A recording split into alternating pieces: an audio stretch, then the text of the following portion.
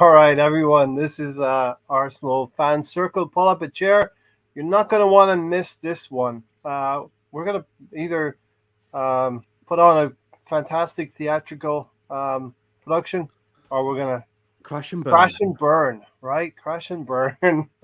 Thursday night forum, but I'm calling this one Arsenal's all or nothing, or for this channel, full circle or zero. Hero or zero. So welcome in, Stan. First of all, up top. Hello. Hello. And that's kind of the tone it's going to keep going in. Is that Agent Stansky up there? He's not here tonight. He might pop in later though. You never know. Gary, welcome to the show. Hello. I don't have the funny voices. I'm sorry, people. You're just gonna hear this. This is all you're gonna get. I hope you enjoy it. That's all right. Gary. Your regular voice cracks me up every time. There you go. There you go. See.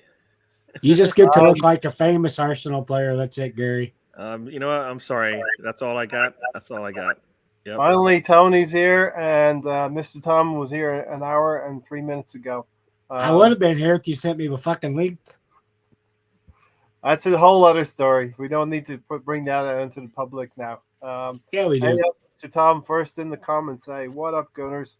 Good evening, all. Nice and early. So, listen, I'm going to try and keep up with the comments, but basically, we're going to be trying to do a little bit of improv. We're going to take a satirical and whimsical look at Arsenal, and it all in Amazon style, Stan. So, without further ado, do you want to start us off, or shall I lead us in? Oh no, you please. The floor is yours. All right, I'll just start by saying we are in a good place right now. Arsenal fans are happy, reasonably happy. Most of us are happy. Everyone except apparently Thierry Henry, but he has high standards. I'm not that happy either. Eh? Who's this happy guy? Why? What do you? Nah. Well, happy. Who's happy? Hey, we're in a decent position in the league, but we'll get into that later. Now let's start the production. It all started back in summer, Tony. BBQ Edu was cooking up something on the barbecue. BBQ Edu was on his phone making some deals. Yeah, he should have signed a striker on all those deals. He forgot some things on the menu there. He only had like a kebab, but no vegetables on the kebab. BBQ Edu was on the phone to or no cousin meat, Vinai. one of the two. He said, we need to sign some players, Stan. The only thing that was missing was one of those, like in the kebab shop, one of those big rolls of meat. He should have been a picture of him at one of them. Do you know what I mean? I thought I'd done very well in the summer, to be honest with you. I mean, to be honest, I was a little bit nervy about a few of them because I never heard of a lot of them.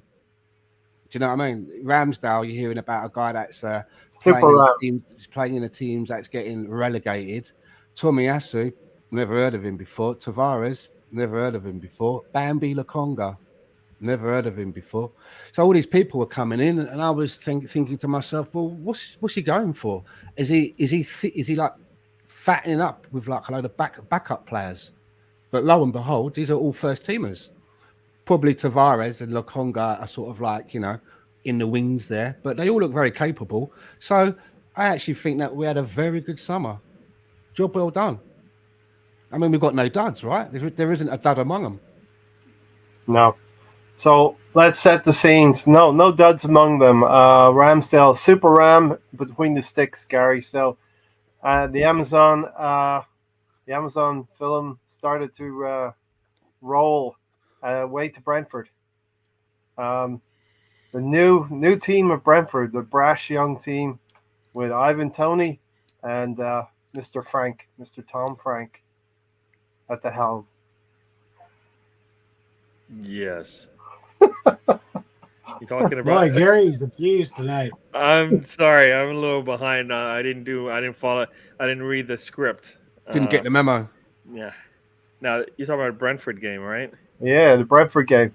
Yeah. Where we all had COVID and we lost. Yes. But as I said then, and I'll say again, I think it shouldn't have been that big of a deal. yes, the Yeah, quality it's of the. preseason, Gary. Don't forget Oh, that sorry. one. You know, you're right. You're right. Those games are, the 3 games are what is it? What they call it? Free pass or whatever they Free, call it. Yeah, free hits. A yeah. free hit. Free hits. Sorry, people. Sorry. Uncle Artie calls them free hits. Yeah, Free those hits. games didn't really count. Those first 3 games those are just the preseason games before you get going on the 4th game of the season, right? The barbecue was still hot. The coals were still warm, and BBQ Edu was still conducting his business 3 games into the season. But that's okay. Yeah, and that can't happen too much longer. We need to be able to finish our business sooner. It would be nice to have new players start the season, right? It would be really nice to be able to say, all right, and you look at the bench and it's all of the incomings. That would be nice, wouldn't it? And guess what? We've actually already started our summer transfer business, right?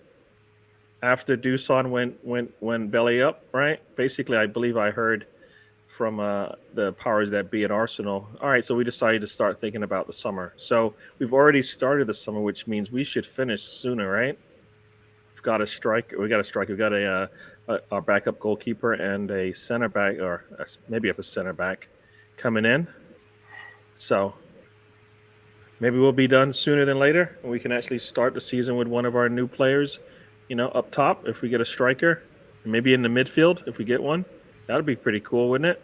That's what other teams do. They go out there, they look for their players, Yeah, but and most they bring players them don't. in, Most teams and then don't they need like start 10 players, them Gary. like the first game of the season. Sometimes if they need it, right?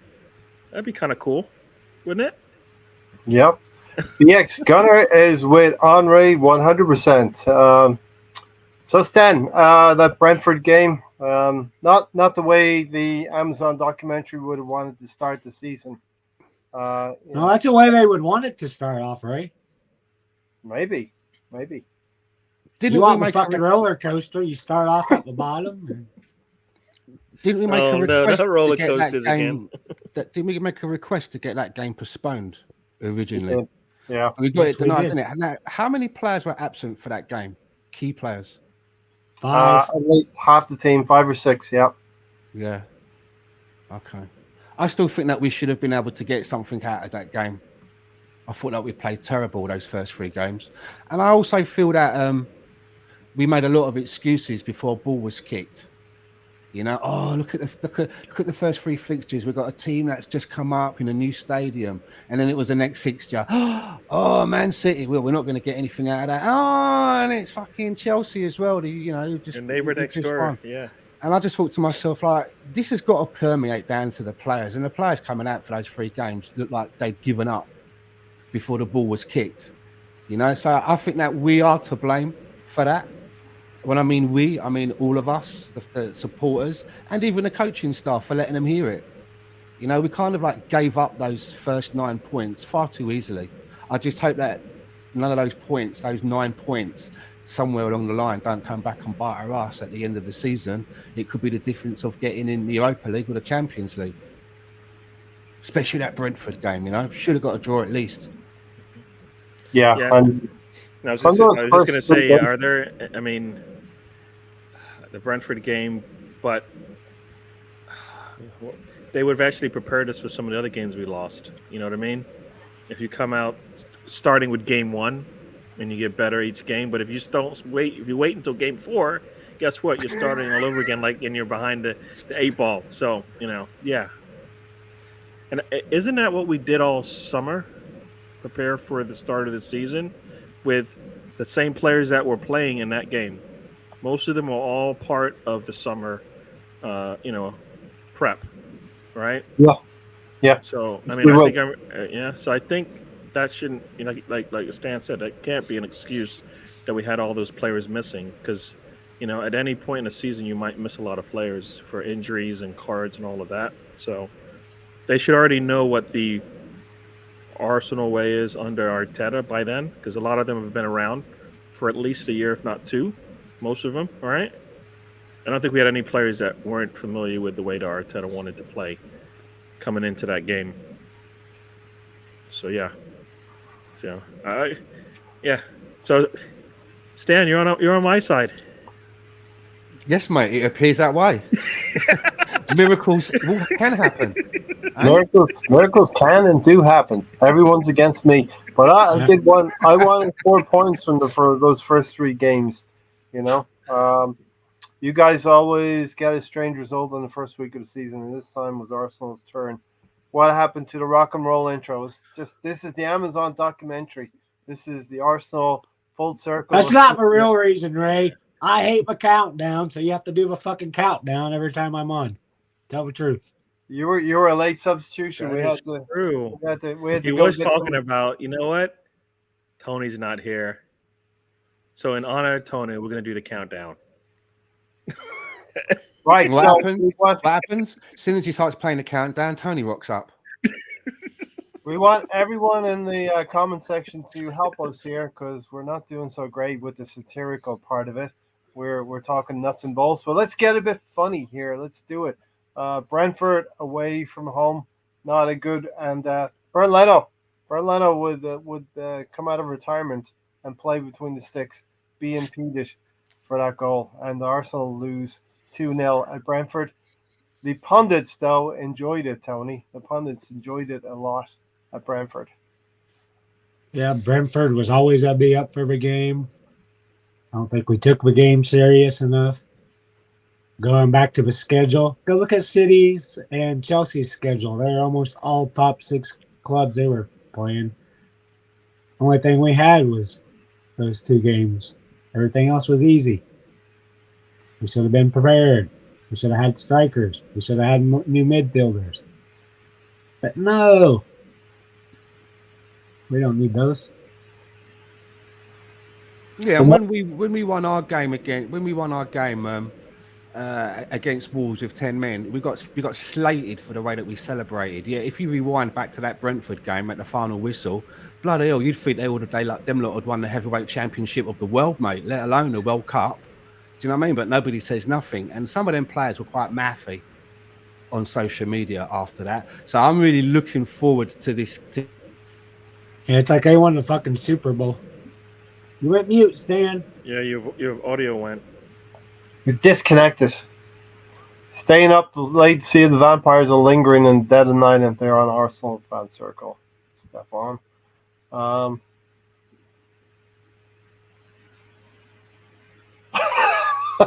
you back, Stan? How's that? That's not. It's good. That's it.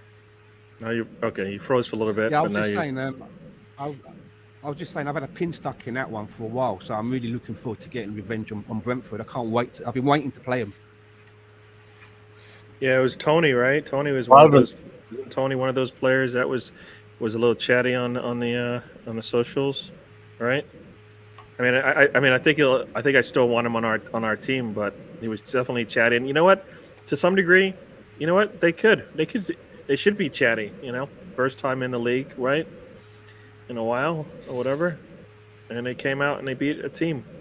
You know, first it was time they were in the Premier League, wasn't it? Is it the first time or is it? I think for Premier League, I think it was their first time. Yeah. So I mean, they should.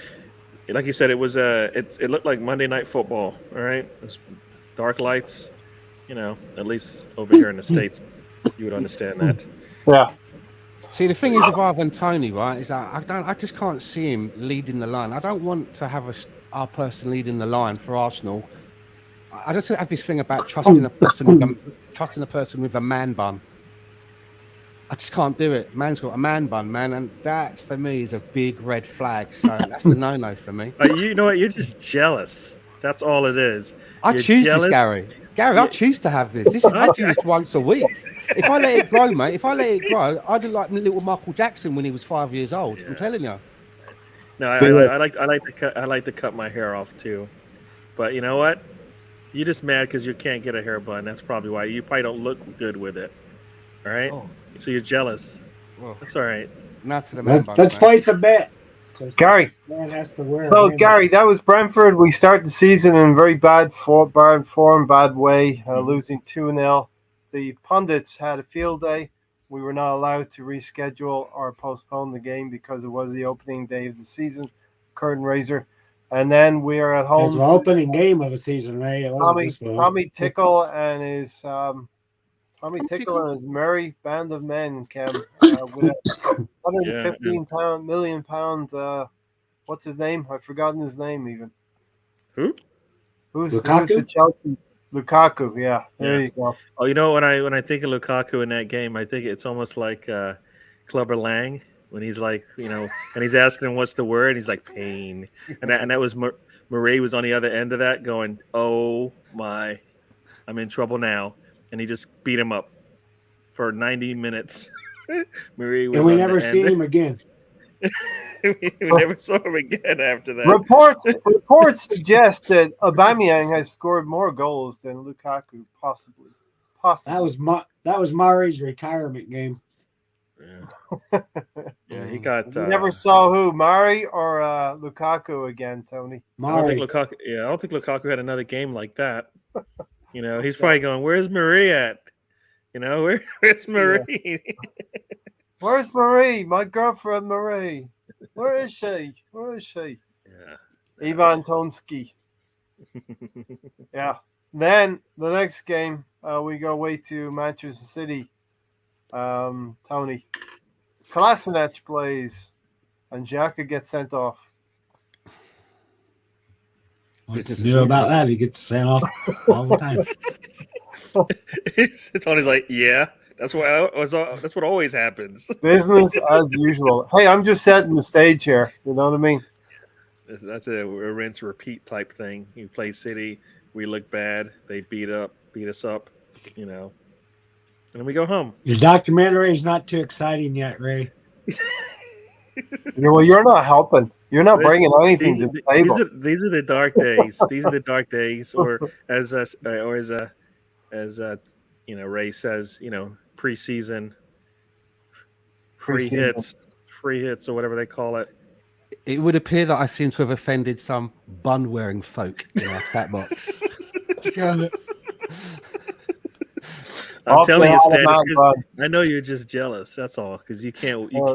Some people, you know what? When you can't do something, you kind of just the only thing you can do is just lash out. So you just lashing out a hair bun. This is self-inflicted. I'm saying it just wouldn't. You don't like the look on you. You know, you just can't work it. You know. I said to my missus, if I ever grew a man bun, what would you do? She said, I'd just leave you. I'd just leave you where you stood. I think my cat would leave you. Enough said. Even your cat would walk out on you, Stan. Stan, my one memory from that city. Right. So, yes. The debacle, apart from Granit Xhaka being sent off, was Arsenal players frozen like statues, like salt, like pillars of salt, looking at our away fans and not knowing how to celebrate. I can distinctly remember sitting on the sofa and just thinking to myself, man, this process is bullshit. That's how I kind of felt when I was looking at that game. I was like, what? I don't even know what I'm watching. It was like, you know, when someone says, oh, your little cousin Lisa drew you a picture at school and they hand it to you and it's just like 500 crayons on the page. And you got to look at it and you got to look down at little girl and go, it's lovely. Then you got to hang it on your fridge for 6 fucking months. And then you got to hang it on your fridge and see it every time you walk by. Do you know what I mean? It was kind of like watching something like that. I never thought of it that way, but yeah. So, Gary, pre-season's not going so well. 3 games in, 3 defeats, 9 goals shipped. Yeah, that was painful, that game, to watch it. And then, you know, just the fact that our back line was just like so porous to begin with, right? Talking about like, you know, losing the match before the matches started. Once you see the lineup, right? You're like, hopefully he's got a plan. I don't think he had a plan. I mean, the plan only has one plan. The plan would be they didn't have a plan to start this one. Tony, the plan would be take your losses and go away for an interlull and come back with Thomas Partey and a few other players. We were the worst team in the league for like a month. Yeah, that's a shit plan, right? And you know who the best team was for a month? Tottenham Hotspur, Gary. I don't say that name. They rose to the top of the league like mighty phoenixes. They were going to go on for the rest of the 35 games of this season and win Gary, you have to say that name until we finish ahead of them in the league. I'm not saying that team's name anymore. Never again. That team, that's all they're going to get from me. Sorry. Uh-oh. We lost Stan. No, I'm not saying their name. If I do, I slip up, I'm sorry. But nah, they don't get I think Comrade Stansky took out Stan's feed. Uh-oh. That's what happens when you start talking about man buns, And I thought, Tony, you would be at the Ukrainian border right now, moving your troops in, which hopefully you withdraw. You can't. I was out doing a whole skit today, but it's cold as shit outside, so. God, I don't even want to know what that would have looked like. Okay, we can do it. Still, I can go flip out the light. We can recreate. That was the first interlull, and Stan will be leaving at every interlull in this podcast. So that was the first interlull intermission, Stanley. Mm-hmm. Interlulls, what a load of fucking waste of time that is, eh? International football. I just have no interest in it myself. Especially 3 of them to start the year off. Three of them. October, November, September is fucking ridiculous. I usually schedule like mowing the lawn when there's internationals on. That's when I do my lawn mowing. I've even got a garden, but that's when I usually schedule it. He just goes around. Do you have a lawnmower? Yeah, I'll cut your lawn. Yeah, I was knocking people's doors off to mow their lawn. What are you gonna do if Wenger and those that powers and be have their way and we got a World Cup every fucking 2 summers? Look, yeah, it's a bit of that, isn't it? I think I should just keep his nose out. Why don't we just have a World Cup every Christmas as well? Why not? Every Christmas we'll have a World Cup. Every year. Oh, we're having a Christmas for this. We're having one this Christmas. Yeah, ridiculous, isn't it? Gary, we would come back September 11th. It was the real start of the season. According to me, you all say this, according to me, even though I didn't really believe it, but you have your little. You said it fucking long enough to convince yourself, right? Say what you want to say. Yeah, what are you talking about? You can't just change your words all of a sudden. Hey, he's done it. You didn't count the 3 games. Tony gets a pass. You know that. Come on. I wanted to count the games. Aubameyang gets off the mark playing ping pong football. Rebounds everywhere. He's there to toe poke the ball. That's right. As we found, Aubameyang was only able to do on Sundays, score from 2 yards. Aubameyang became Eddie Nketiah, and we don't know what Eddie Nketiah became. Sonogo?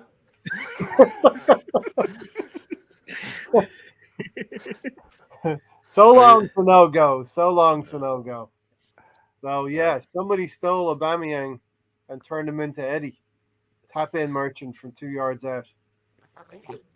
Do you know what I miss about Aubameyang the most? Nothing. His gums. So does Bruno Fernandes. He definitely had a smile. You know his smile. Bruno Fernandes, like the guy that can eat an apple for a letterbox. Yeah. But you know what, Stan? The problem is I never saw him smile much. He doesn't smile regularly. Nah, the only time you see him smile maybe is when he's getting a tattoo. Or getting his car wrapped. Yeah, I mean, I don't remember seeing him smile that much. I mean, I can't. When do you think the last time he smiled is? With an Arsenal shirt on, I don't remember. Probably when he turned up at Barcelona unannounced with his CV and cover letter, like he's going on an episode of The Apprentice. Anyway, we would go to Burnley then, Stan. Oh, Burnley. The mighty club of the north. Yeah. Under you skipped the game, didn't you? Nope. Oh, okay. We got the Norwich win. We struggled through. We got tap-in merchant Eddie Nketiah, also known as Aubameyang, also known as now Barcelona. Brother. Conrad is here. Calling Ukraine. International football sucks. Ukrainian national team. Broadcasting live from Chernobyl, Tony Turner.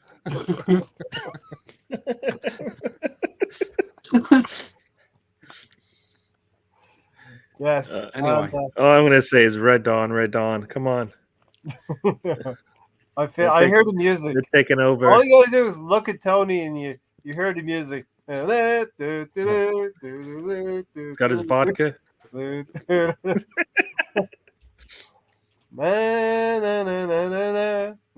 came prepared. Anyway, that's a very serious thing that's going on right now in the Ukraine. All right, so Yeah, Burnley, man. Stan. Sean Burnley. Dyche. Sean Dyche Have would we have been heard from? rubbing his We've eyes. not heard from him in a while, have we? Sean Dyche. Nope. It's been a He few must have times went that for some opal fruits on that he's day. called into the show. But yeah, what was the score on that one? Remind me. 1-0 Erdegaard free kick. Fine margins and all that shit. I do love an Odegaard free kick. He's going to get more of them. Do you remember? I've said this before, right?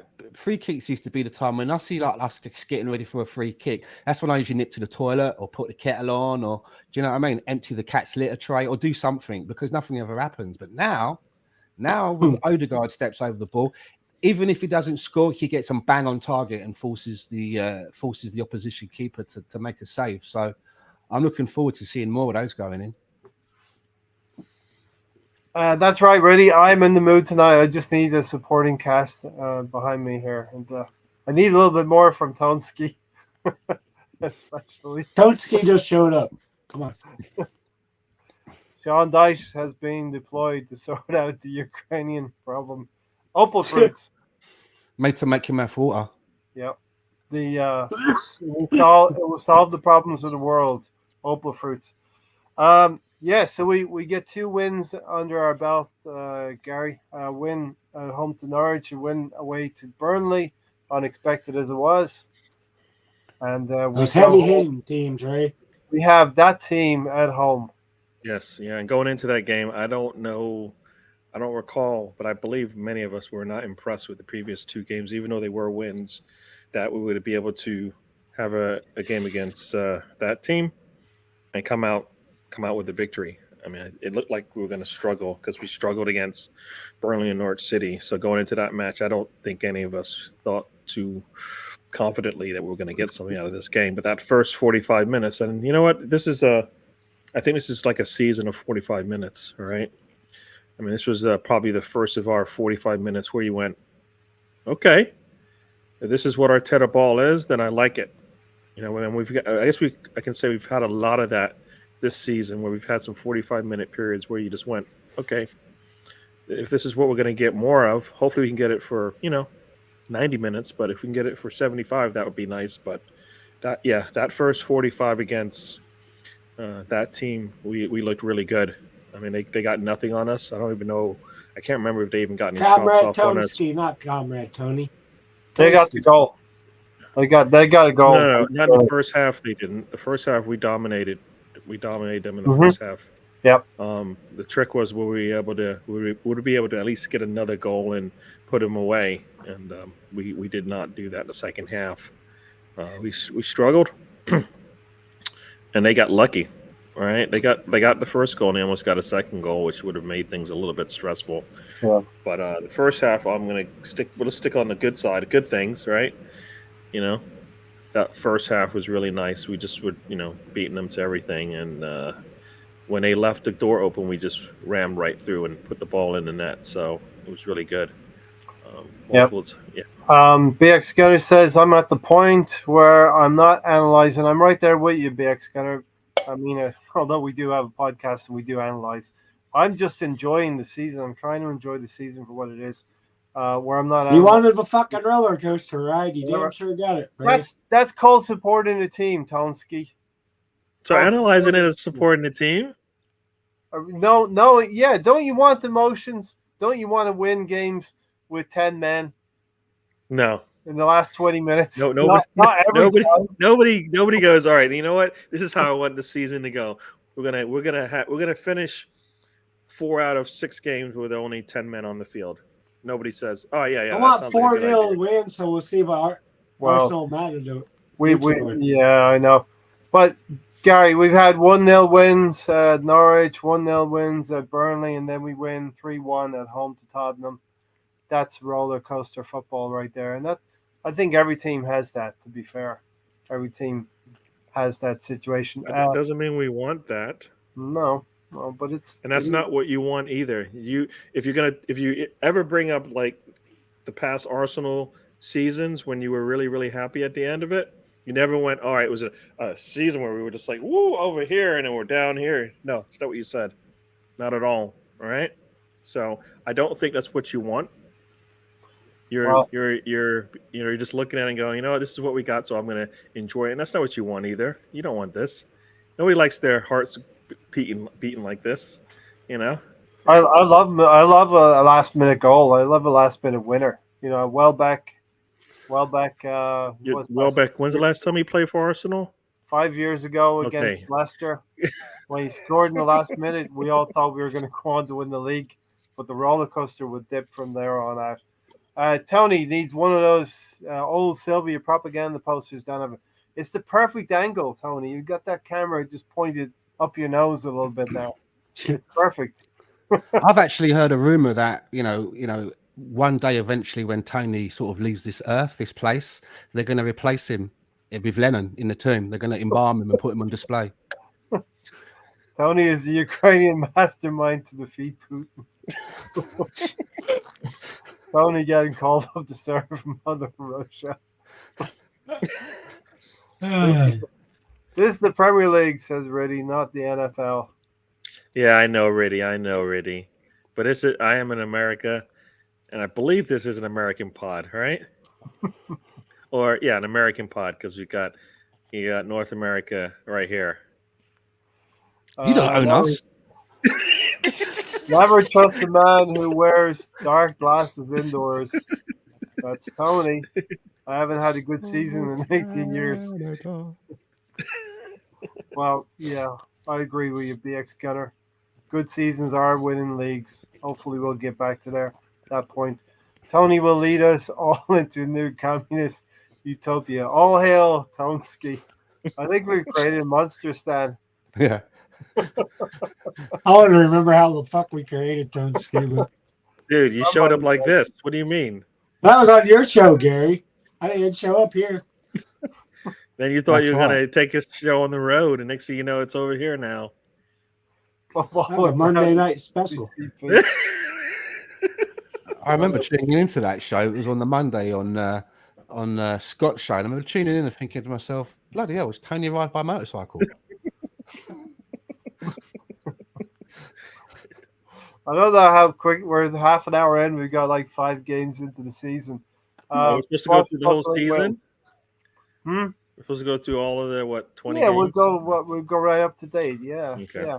The next game would be Rainbow Ray. He would start bringing in weather charts for the Brighton game. I think somebody just cursed at us. What is Football with Brownie saying? Tony will know. Tony will know. His lingo. Tony, could you tell us what he's talking about? Tony, could you translate that for us, please? The Football with Brownie one. The one above that. No, back translated up. As Tony is our leader. Oh, okay, I got it. Yeah. All right. Google is pretty good at that. Yeah. Zangief from Street Fighter. I feel like Stan might know who that is. Zangief. That's a fucking blast from the past. I think I remember that. If you're talking about Tony, yeah.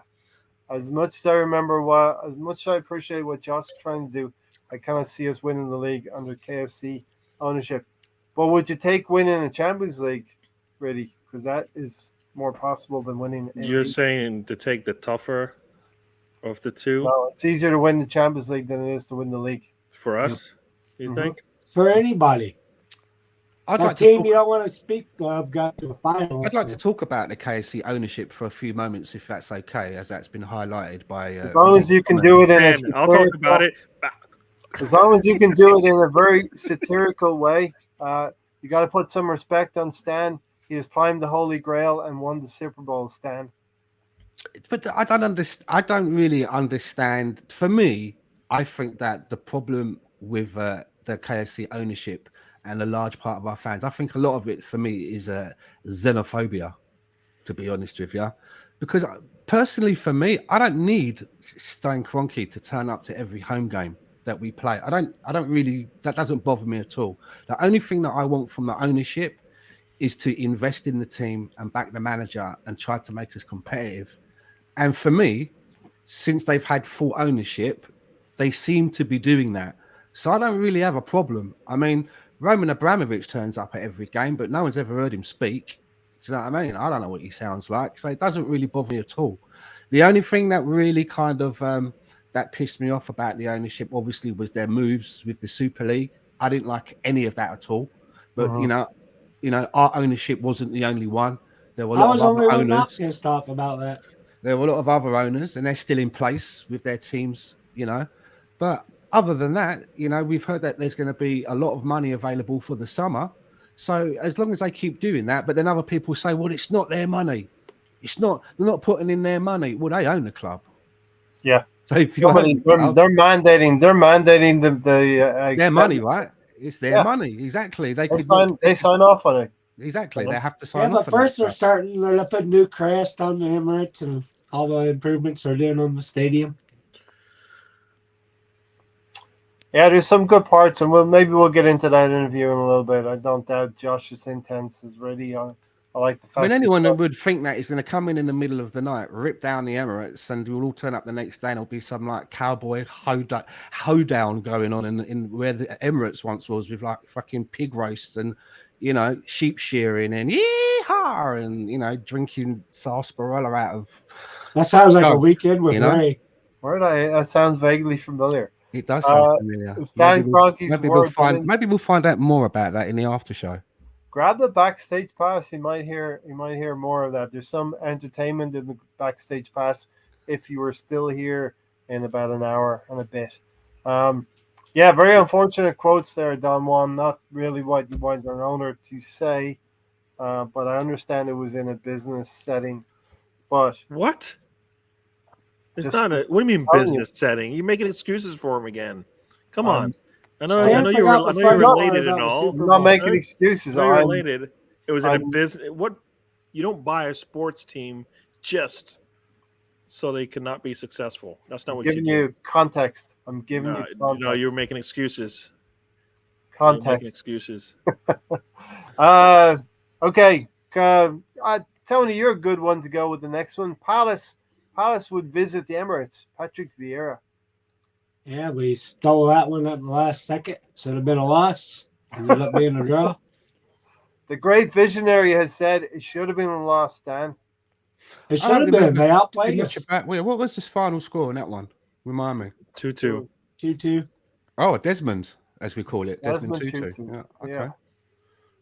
Don't remember too much about that one, but I think we kind of did you scrape. What was this? When did we score our last goal?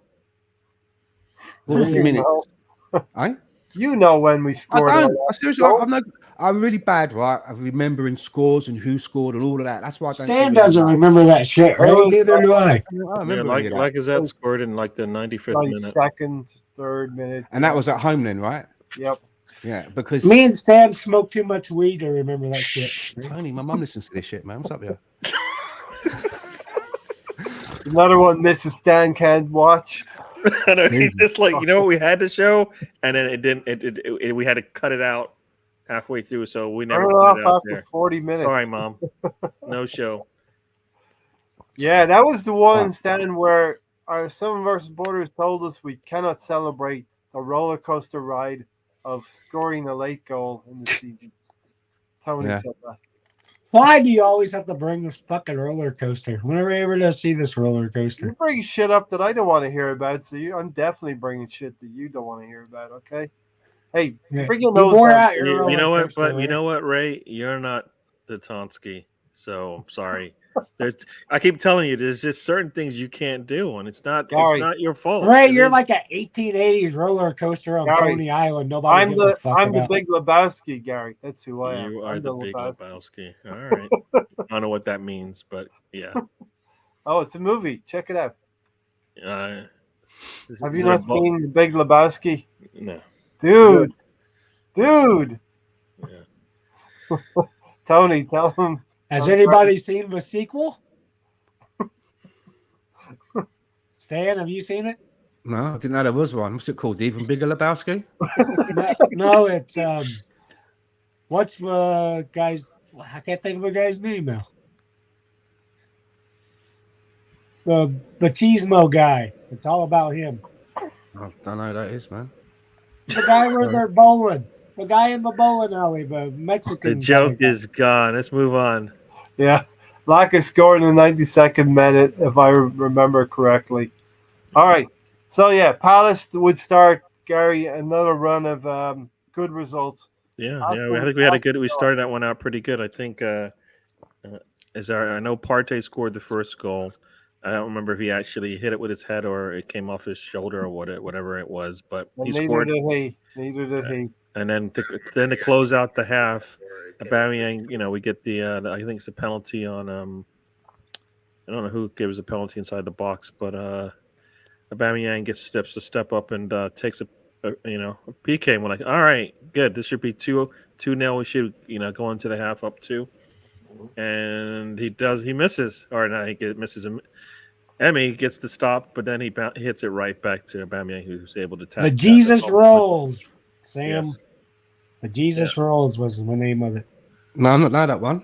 Sorry, man. Don't know that one. All right. Yeah. You need to give it a watch. It was Jeff. Jeff's the star. The actor was Jeff something, and then Gary Daniels. Ramsey gets a goal back, right, and then Emile Smith-Rowe breaks away for the third. No, goal. Ramsey gets a goal at the end of the game, so it was pretty much done. So yeah, a player is showing. Huh? Jalen Ramsey's showing good stuff right now. Yeah, but he didn't. It didn't matter. It was too late for him. Mm-hmm. Right. So no, we looked good in that game. And, dismantle Aston Villa. One of those results that was heartbreak for us last season, Stan. Losing to Villa at home. Yeah, it's funny as well because they were a team that we never really had any. I've never really had any beef with Villa, but all their shenanigans in the summer, now they're like shaping. That really got up my bugle a little bit with all that, like putting bids in for ESR. I was like, where's that come from? But now that they've got Steven Gerrard with them, you can see that they are going to be in the ascendancy. They took to him really quickly, a lot longer than it took Arsenal to take to Mikel Arteta. Yeah. So they're a team that I think that we should be watching out for because he's obviously got a lot of pull when it comes to bringing players in. A lot of players, there's a lot of players that are still currently playing, that if you ask them about one of their favourite midfielders, a lot of the time they'll mention Steven Gerrard, no matter what league they're all playing in, what country they're from. So he's got a lot of pull. So have to keep an eye out for them. And then Tony would go away to Leicester City, and Super Ramsey would have a big impact on this. One of the saves of the season to keep it at 2-0. Yeah, he did a good job in that game. And that's it.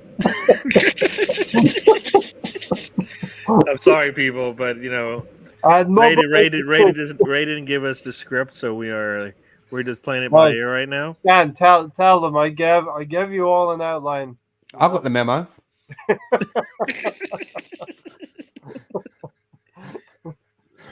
Yeah, listen, that was a good away win, wasn't it, Stan?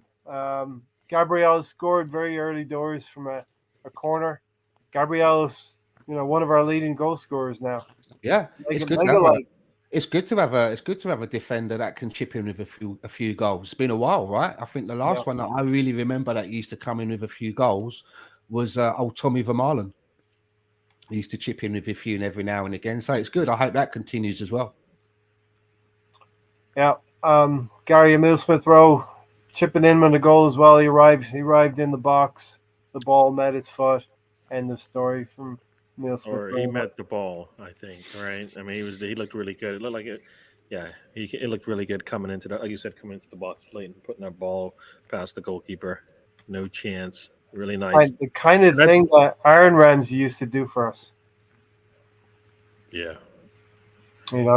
Be there in the box, sniff out the ball, and put it in. And one of the things for me, anyways, I believe it because that was, I don't know if that's his first goal in the Premier League for us, but that just kind of cemented that he might have been working on some things on the off season, and hopefully we're going to see a lot more of that because we saw that goal and it was like, all right, that'd be good to see again.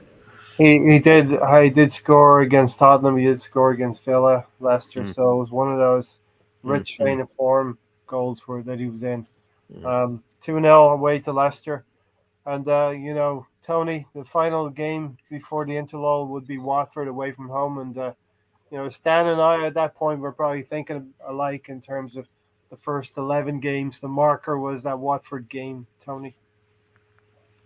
I thought you guys were to be done by the end of December, not November. We kept hearing about October. We extended it.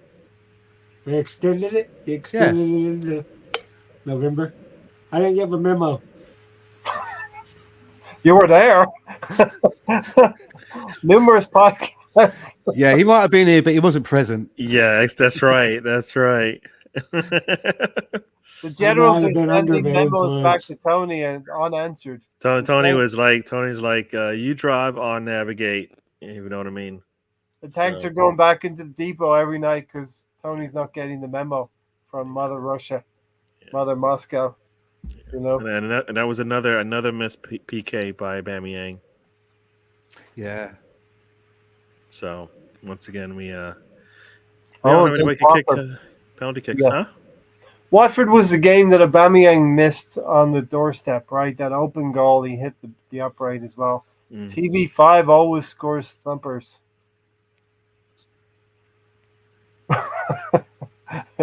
Who's TV5? I think we're all thinking that, right? Who's TV5? Well, who is number 5 for us? Partey. Maybe that's what you mean? I don't know. BX. Partey's kicking in Rose's head, so I don't know what has to do with Thomas from Marlin. There you go. There you go. Thomas from Marlin. Yeah, there we go. He was 5. I want to feel like we were bad there, right? Not BX Gunner. We were terrible. I thought TV5. I was like, is that a TV station? I was thinking, what am I missing here? Yeah, Thomas from Marlin. Tommy from Marlin. Always score thumpers. Yeah, listen. The chat box is way ahead of us tonight. Question for the lads. Right at this moment in time, are Arsenal having a good season or a bad season? You want to go with the negative people first or the positive people? What's that supposed to mean? Who's on your side, Ray? You think Stan's with you? Yes, I think Stan's with me. I think you could divide it right down the middle. The left side are the positive ones and the right side are the negative ones. Is that fair? Gary, are we having a good season so far or a bad one? As I always say, do you want results or do you want to see a good performance? And no, the question is, are we having a good Let me season? explain why I'm saying this, because you asked me a question, so I'm going to elaborate on it. Yes, we had a lot. This is one of Gary's 15-minute answers, right? Shut it, Tonsky. Now you're into it, Tony. Yeah, don't mess with me, buddy. Don't mess with me. I know how you get your vodka into the country, and I can put a stop on that quickly. So be nice. Now, but I think at that point in the season, for me, anyways, I believe, yes, we hadn't lost in a while, but it's one of those things where you look at it and you go, we're not going to, the big games that we're going to play, those will tell us where we stand. I don't think we're going to be looking that good. And it did, we'll see what happens in the next set of games. But coming into that, I was like, you know what? We're getting the wins. That's good, but we need to get better. Our performance, our style of play and all that needs to work. It needs to be something that we can repeat. And we're kind of getting lucky. We weren't being consistent with the way that we played. So I was happy with the results, but I wasn't happy with, the form of the team at that point. So are we having a good season or a bad season? Do you know what comes up next, right? So yeah, I was gonna wait and see how we're gonna do the next set of games because that was gonna tell us something. I think you said so far we're having a good season. You can't put words in my mouth. You know what I said. Tony, did we get an answer from Gary? No, we did not get an answer. Good or bad, Gary? Not good. Gary, we're 20th at the end of September. So come on. Yeah. Gary's running for. Are we having a good season? Gary's going into politics. Yeah. Oranges. I'm just gonna say oranges. What's orange? Next question. Telling the Boris Johnson, isn't he? Well, Thomas Morgan, this is a name I think we've seen before, but thanks for coming back and joining us. In the 7 games we lost in the league, 6 of them are against the bigger names, with the 7th being Brentford. Tony, are we having a good season or a bad season? We started off shitty. We beat the teams we should have beat. We made it to January. We needed to reinforce the troops. Instead, we thinned out the troops. Now, not even there yet. What are you talking about? We're just talking about we're just starting November, buddy. He's talking about the whole season. No, he's talking to up until the Watford. Which game was that? We were shit up until then. No, but we didn't lose. We didn't lose for like 2 months or something like that. Vote for Gajo. Gary Johansson. So are we talking up until November or the whole fucking season? Gary Johnson.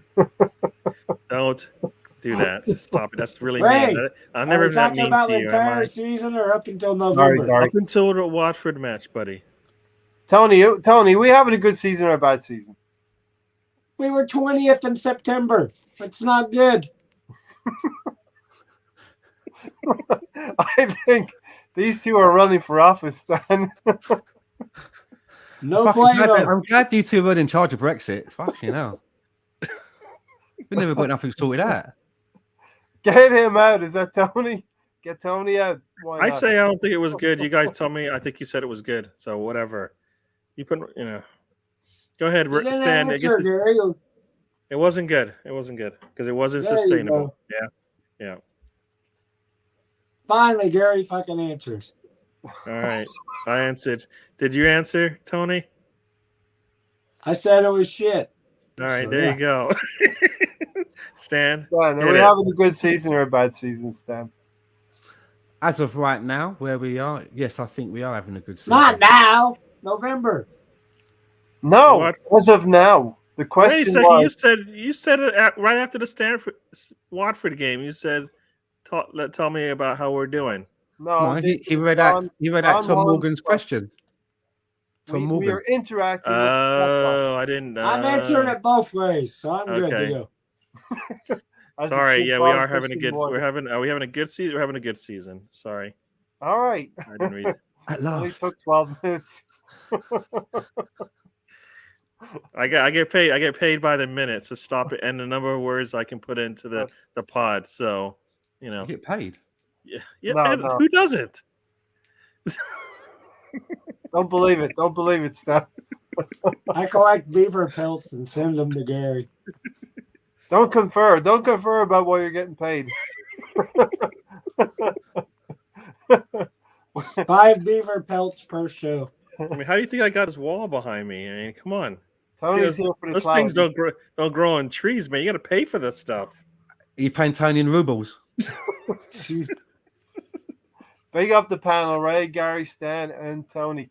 Listen, I think we are having a good season. Why not? You're probably not going to want to hear this, but I think we are performing above expectations. Yes, as Arsenal fans, we should. Isn't top 4 always our expectation? Yes, as Arsenal fans, that should be. But coming from where we have been in 8th, you have to say this is a good season. We're not out of all the cup competitions for the first time since 89-90. Okay, but if I told you at the start of the season, Tony, on the last day of the season, you could fight for top 4, and you'd have nothing else, you would have taken that. Yeah, but I would fucking invest in a winter window. I want to thin out the squad. I want to only 2 versatile defenders we have. I want it sold Niles and I want it sold Chambers and brought in nobody. Let's keep this moving. You ask a question and you don't want me to answer it, Ray. He didn't ask you the question. He was answering his question. You jumped in. I don't usually stand up for Ray, but you know what? Once in a while, I'm his friend. I want to applaud the 13 people who are still watching. Have our viewership numbers? I wanna ask the 13 people, why are you still watching? Are you here for us or are you Ray, here what are you for talking the about? community? Oh my God. No. Hey, We're out of habit. Stan, we after the second interlull, we come back. We go up to Anfield, the King of the North, King Klopp, your King Klopp. We face up to, and the Chihuahua Arteta fronts up to him. Was that the cup? Was that the cup game? It was a league game, 4-0 Oh. defeat. Oh, We yeah, did that quite one. well up to what, 35, 36 minutes. We Was that did the quite one- well until we lost 4-0. Yeah, Was that the one where Mikel Arteta started shouting at Klopp? Yeah, and then that lit a yeah, fire, and and then then that they lit a get it- fire underneath them. Yeah, exactly. He basically said, "You guys don't look like you're come to play," and he's like, "I'm going to show you. I'm going to show you." And then they said, Yeah. "Oh, we're going to show you." Yeah. I mean, I was basically started, as I always say, it was started with the Aubameyang foul. Right, they get the free kick, and then boom, that's it. Mane.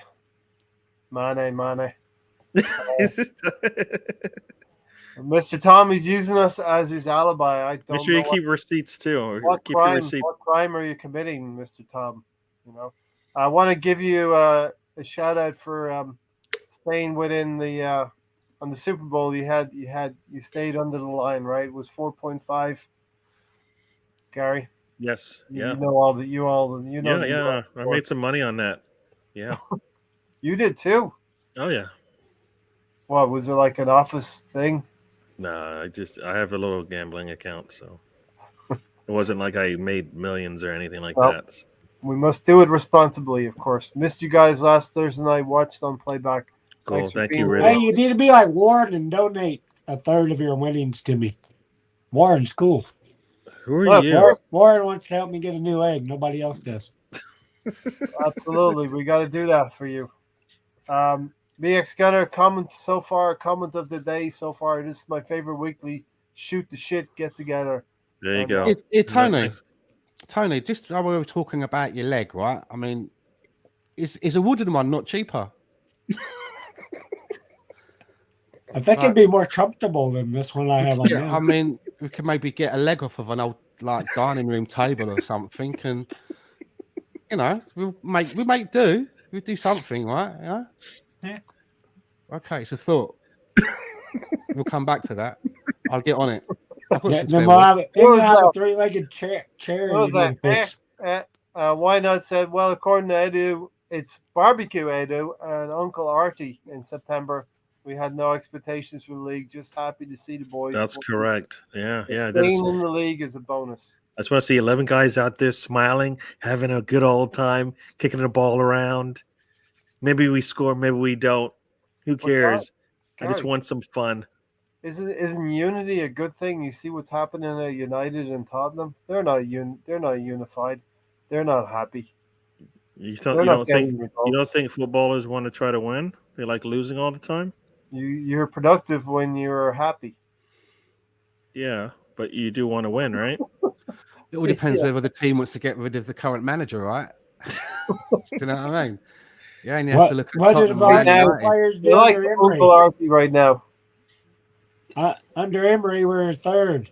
Then they went to shit and we're eighth, and we sacked him. Arteta's been 15th and 20th, and we haven't sacked him yet.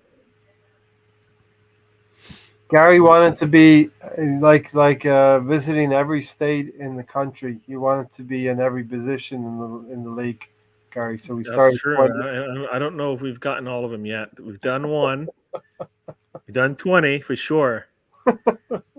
We've been stuck in this 4, 5, 6, 7, I think. Yeah. So 4, 5, we did 15 for a while. I don't think we ever hit 18 though. So for some reason, Tony reminds me of Hezbollah. Mm-hmm. I think this is the first time Brownie's been around for Tomsky. That is true. Where is he? Where's this guy? Taliban Tony. We don't want to know what he's been doing in the Emirates.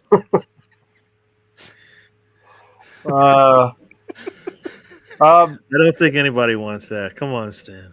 Stan, the next game Same was initials, same initials as well, right? Same initials. It works. the next I just game supply the weapons.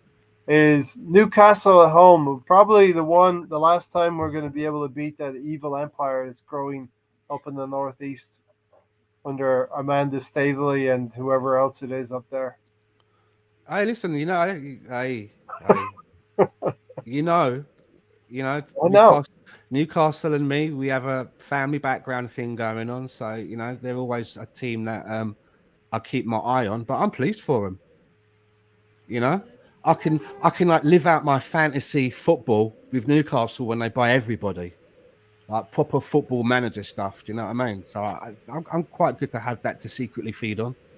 Come on, tell them for the 50th time about your family history with them, Stan. Man United are just as bad as us with ownership. But Tottenham are a different breed, bar Kane and Son. Betancourt, Lloris, minus the annual 2 clangers a season. Absolutely dead squad. And Wolverhampton Wanderers, they got up to speed for about 20 minutes. He knows. Put them to bed. Put them to bed. Gentleman Jim. He knows. If you know, you know. Isn't that what they say? Yeah. James, yeah. James. No, I do get the concept of unity, Ray. Yes. Everybody's there for a common cause, right? Yeah, What but is going that? into What is that, going into Liverpool, we thought we'd see all those 20 to 25-year-old players being unified, and we didn't see it. Well, Liverpool are a different animal as well, you know. Yeah. Gary, Newcastle, we saw something unique from a special talent in Bukayo Saka. He broke the deadlock. Actually, 2 moments of brilliance in that Newcastle game. Bukayo Saka drifting over to the left. I think he's working with Tavares. Yes. Inside left channel. Yeah. He sticks a really nice goal away. Yeah, I mean the youngsters are starting to score. It was looking really good. Yeah, that was a good game for us. I mean, it was a little quiet in the first half, right? I'm kind of looking at. I just remember how this game went. A little quiet in the first half. Second half, we came out, scored in the first 10, 15 minutes, and we first 20 minutes we scored. So yeah, no. And then you had that introduction from Gabriel Martinelli. Sorry. Martinelli coming back into the side, scoring that goal. Yes. Wonderful goal. The assist from Tomiyasu. Yeah, the youngsters are starting to show it. So yeah, it was really good. It's really good. Yeah, no, I definitely enjoyed that. I wanted to see more like usual, but we'll take it, right? Was that the Martinelli goal where the ball came over and he like plucked it out of the air? Yep. Just like it was like a piece of like tissue floating. Just sort of soft volley. Came over his shoulder, soft volley into the far corner maybe, or the goalkeeper was completely unaware this time. Stan, at this time, Josh Kroenke was seen at an Adele concert. Remember those days? Really? Oh, Jesus. Josh, not Stan, Josh Kroenke, because Stan wouldn't go to an Adele concert. Why would anybody want to go to an Adele concert? That's what I want to know. Jesus. Cats in a bag. Did you see all the people there with him though? All his buddies? It was like a who's who of like celebrities there with him, hanging out, watching Adele. So who was he with? I never saw that. Who was he with? Like there's a picture. I don't remember all the maybe stars. the cast of EastEnders. No, it was more. What's her name again? Some bloke off of Big Brother. All out of no marks. What's the redhead out of EastEnders? I forget her name. But she's one of those famous ones. Really said he was at that game. We should have scored more though. Great finish by Gabriel Martinelli. Yeah. Stan, did you hear that the Saudi consortium has transferred 4% of shares to PIF, owner of Newcastle, equates to 80 billion. Wow. Skinny Adele, nah. Thick Adele, yes, please. That's what I don't get with Rudy and Stan. Why aren't you against them having 80% of the wealth of the league? It's kind of ridiculous. That's why I like Newcastle. It's my great granddaddy's team. Yeah. Great first time pass, Thomas, It's from daddy's Tommy team. Yasu for that goal. Yeah. 80 billion, 4%. Is that right? It's the way that he's written 80 billion in capitals. It kind of reminds me of like Dr. Evil. 80 billion pounds. Well, they have over 80% of the wealth of the league. Don Juan can picture Stan, silent Stan at a Billy Ray Cyrus gig. That looks so different. Gary, we go into the next two fixtures: Man United away from home and Everton away from home, and it seems like the old Arsenal from last year. Yeah, we had opportunities to win both matches, right? Yeah, both matches we should have. We had 3 points in our hand, and we gave them all away. So yeah, handed them off. all back. Handed them off. I mean, Aubameyang would go on to like an Instagram post from Ronaldo, who would notch, I think, 800 goals. I think I remember. Yeah. No, those.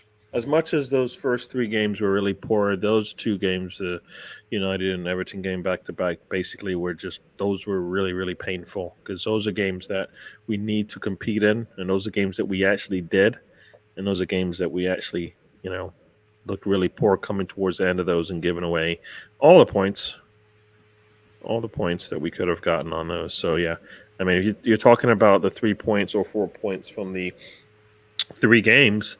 That's at least 4 points that we should have had in those 2 games, right? And those are games against teams that, at least United now, Everton maybe, we're going to be competing for some of the positions that we were looking at.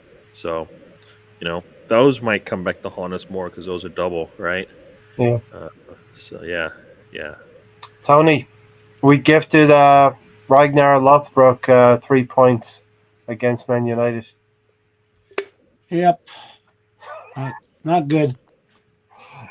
You didn't pick up on my deliberate mistake. Ragnar Lothbrok? Rangnick? I heard it. You're the only one that thinks it's funny, Ray. We'll see what the comments bring. But yeah, Rangnick coming in. I think that was his first game. Ragnarok. He wasn't actually in charge. It was the Carrick. Michael Carrick was in charge. That's right. Ragnarok was. We gave Michael Carrick. Tony, we gave Michael Carrick his first and only managerial win in his career. Yeah. Ex Spurs player, Man United manager, Michael Carrick. Man U, Everton. Everton was played out in tactics with no response, schooled by Rafa. Keep hoping every time Stan puts his camera down that we'll see a different character, but we just do beer every time. So yeah, I'm only contractually obligated to do that twice per season, Tony. So, Tony, even though this was early December, we were handing out early Christmas gifts. The one to Rafa, especially Everton. Erdegaard was playing well, scored a goal first, but then we would go on to lose the game against Everton. And Aubameyang's last kick.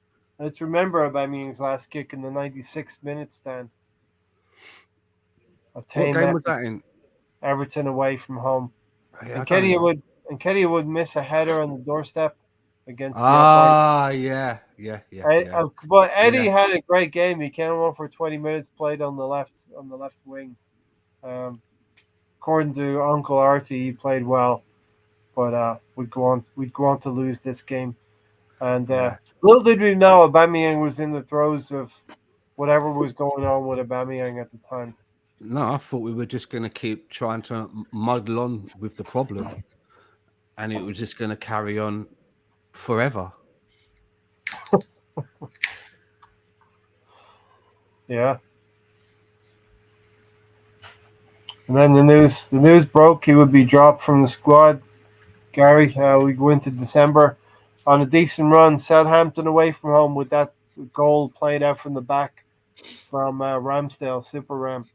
That's right. That was the long pass, right? It was a long pass. It was playing out from the back. Yeah. Was it Martinelli that scored that one? Lacazette's probably only goal from open play.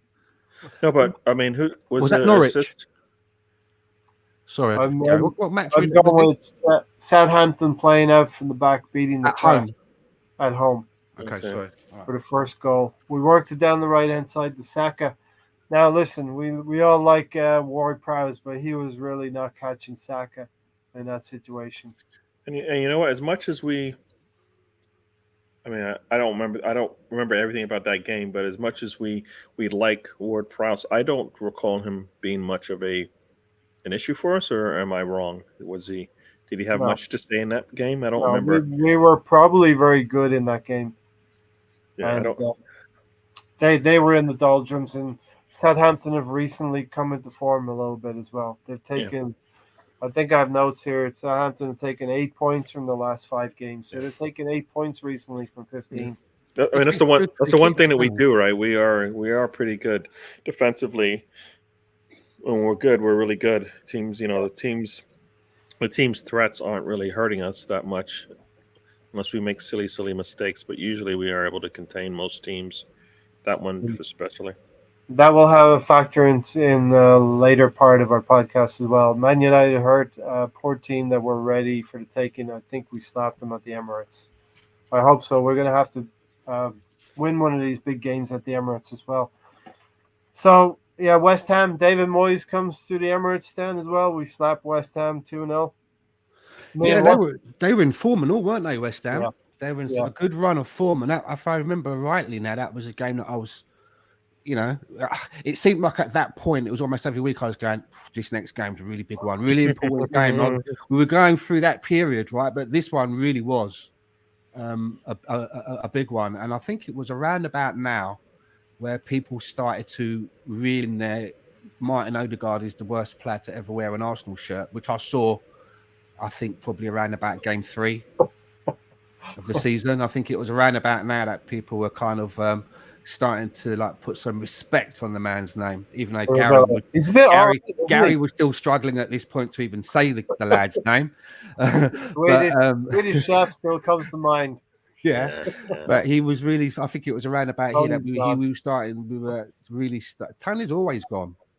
Yeah, he has the direct forces. Yeah, and also once again the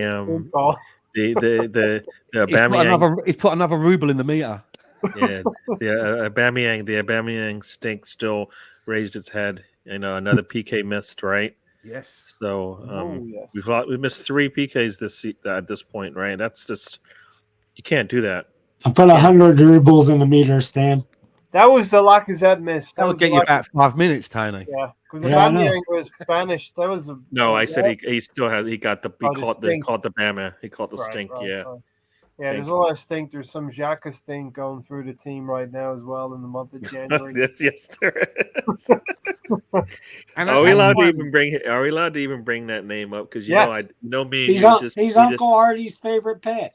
And at that time, was anybody confident when Aubameyang was, when we had a penalty, was I the only one that was going, not Aubameyang, and had no confidence? Well, I was thinking that maybe Martin Odegaard could be on penalty duties because he seems to be good from dead ball play, right? His free kicks are bang on. I'm sure that he'd probably be good at pens as well. Nicola Pepe, have you seen him? Has anybody seen him take a PK? For Leon and 8 for us. I've not seen him take a pen. Pepe's the other one, right? He came to us with a lot of pens, but if he ain't on the fucking pitch and you can't take them. Oh, you can't sub in? Come on. You can sub in over here in the States. Final. Well, bring him on as a kicker and then take him off again. We have Pepe. He'd be good at that. Bring him on in the Champions League final, Stan. Come on. You know how this is. The third year. He promised Willian the third year. We're going to get there. Yeah. Look at Praise to Ramsdale. Praise to Ramsdale, keeping us in a lot of these games. West Ham turned up, and Gary, West Ham had some injuries that day to their centre backs. Yeah, that meant we should have been able to take advantage, and we definitely did, right? I mean, it was going to be a tough game outside of the fact that their back line was pretty much decimated, right? They had one pure starter really that they wanted to that would have played. Usually they would have more, but yeah, we took advantage of it, and that's what we're supposed to do. And everybody said, "Oh, you did this, you did that." Well, you know what? when a team is hurt, you take advantage, and that's exactly what we did. Somebody we needed to win against, and we did a good job. So, Mr. Tom better tune out for the next game. Yeah, Mr. Tom, the pain is coming now. I'm going to bow out for a second. I'll be right back, but do continue talking about that Leeds 4-1 victory for Mr. Tom's heartache. Martinelli, two goals on the double. I thought you were leaving, Ray. Instead, you're like sitting here talking about it. He's teeing us up, isn't he? See, yeah, that's what I do. I'm giving you material, Tony. You're too busy moving troops around and taking Zoom calls. I said. I got to imagine that we can't see it off camera in Tony's room. There's like a big table, and it's got like the landscape of the Ukraine, and there's tanks and that, and he's got like a long stick, and he pushes them towards the border, and he's got it all going on, man. But that Leeds game, I remember that. I just supersized the risk board, Stan. That's all I did. But I remember about that Leeds game, and that was one. And you might want to close your ears if you're still listening, Mr. Tom. I remember thinking to myself, I just don't get all the hype about Bielsa. You know, there's a lot of managers that really talk up, you know, his skill as a manager, but I just don't see it. And I thought that, you know, especially having a good look at them in front of me in that game, you know, they looked really they looked quite poor to be fair. And this was this is the time when we're sitting there like just tallying up the youngsters just scoring, and you're like, damn it, wish we had a striker to go with these wingers, right? It was scoring from on the outside easy. Somebody in the middle should be able to take advantage of this, and maybe we can pull away in some of these games. But yeah, the youngsters were doing really well. I mean, these stretch of games here. I mean, like you said, Martinelli started it off, scored the first two. I don't recall his goals in that. If any of them were, you know, a long shot or what. But yes, yeah, it was a really good game to watch. Yeah, we finally had over 20 shots on goal. That's what Mr. Thompson saying that we had 10 players missing. Well, from I was, it looked like you had 11 missing. But, yeah. You know, what can I say? Yeah. Tony, what did you think about the that 4-1 Leeds? Like I said, I liked it because we took over 20 shots on goal. We finally got Uba out of the team. You get Lacazette in there. You get attacking football. There's everything to like of that game. So at this point in the season, what was you thinking now about Mikel Arteta as the manager? Was he beginning to warm to you in any way? No, to me, that was the games we need to win. Like I said, we needed to win every game up until January and reinforce the troops, and we didn't do that part of it. What troops? What troops? What are you talking? He's in the middle of a war, right? Sorry, There's 100,000 troops. How many more do you need?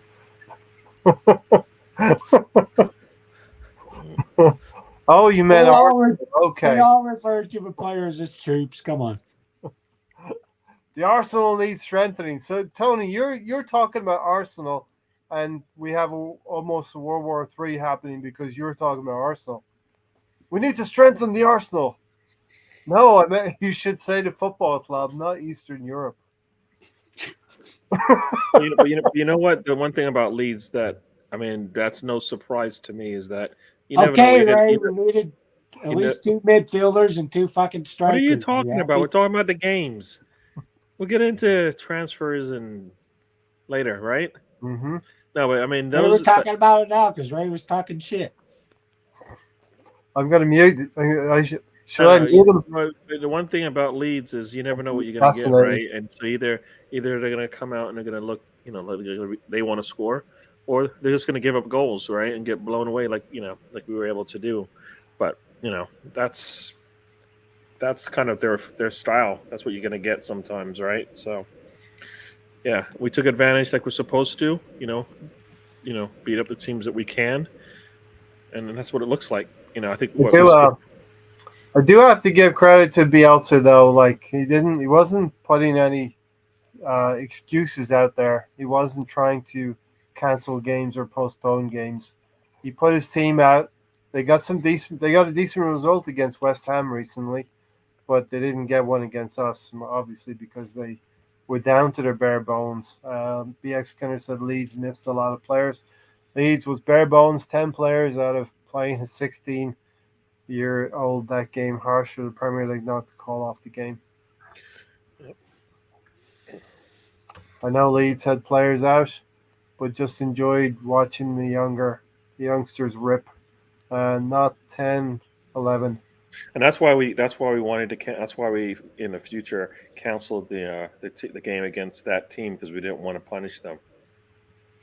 Right. So we didn't want to do we didn't want to do what we did to Leeds to them. So we were trying to be nice, right?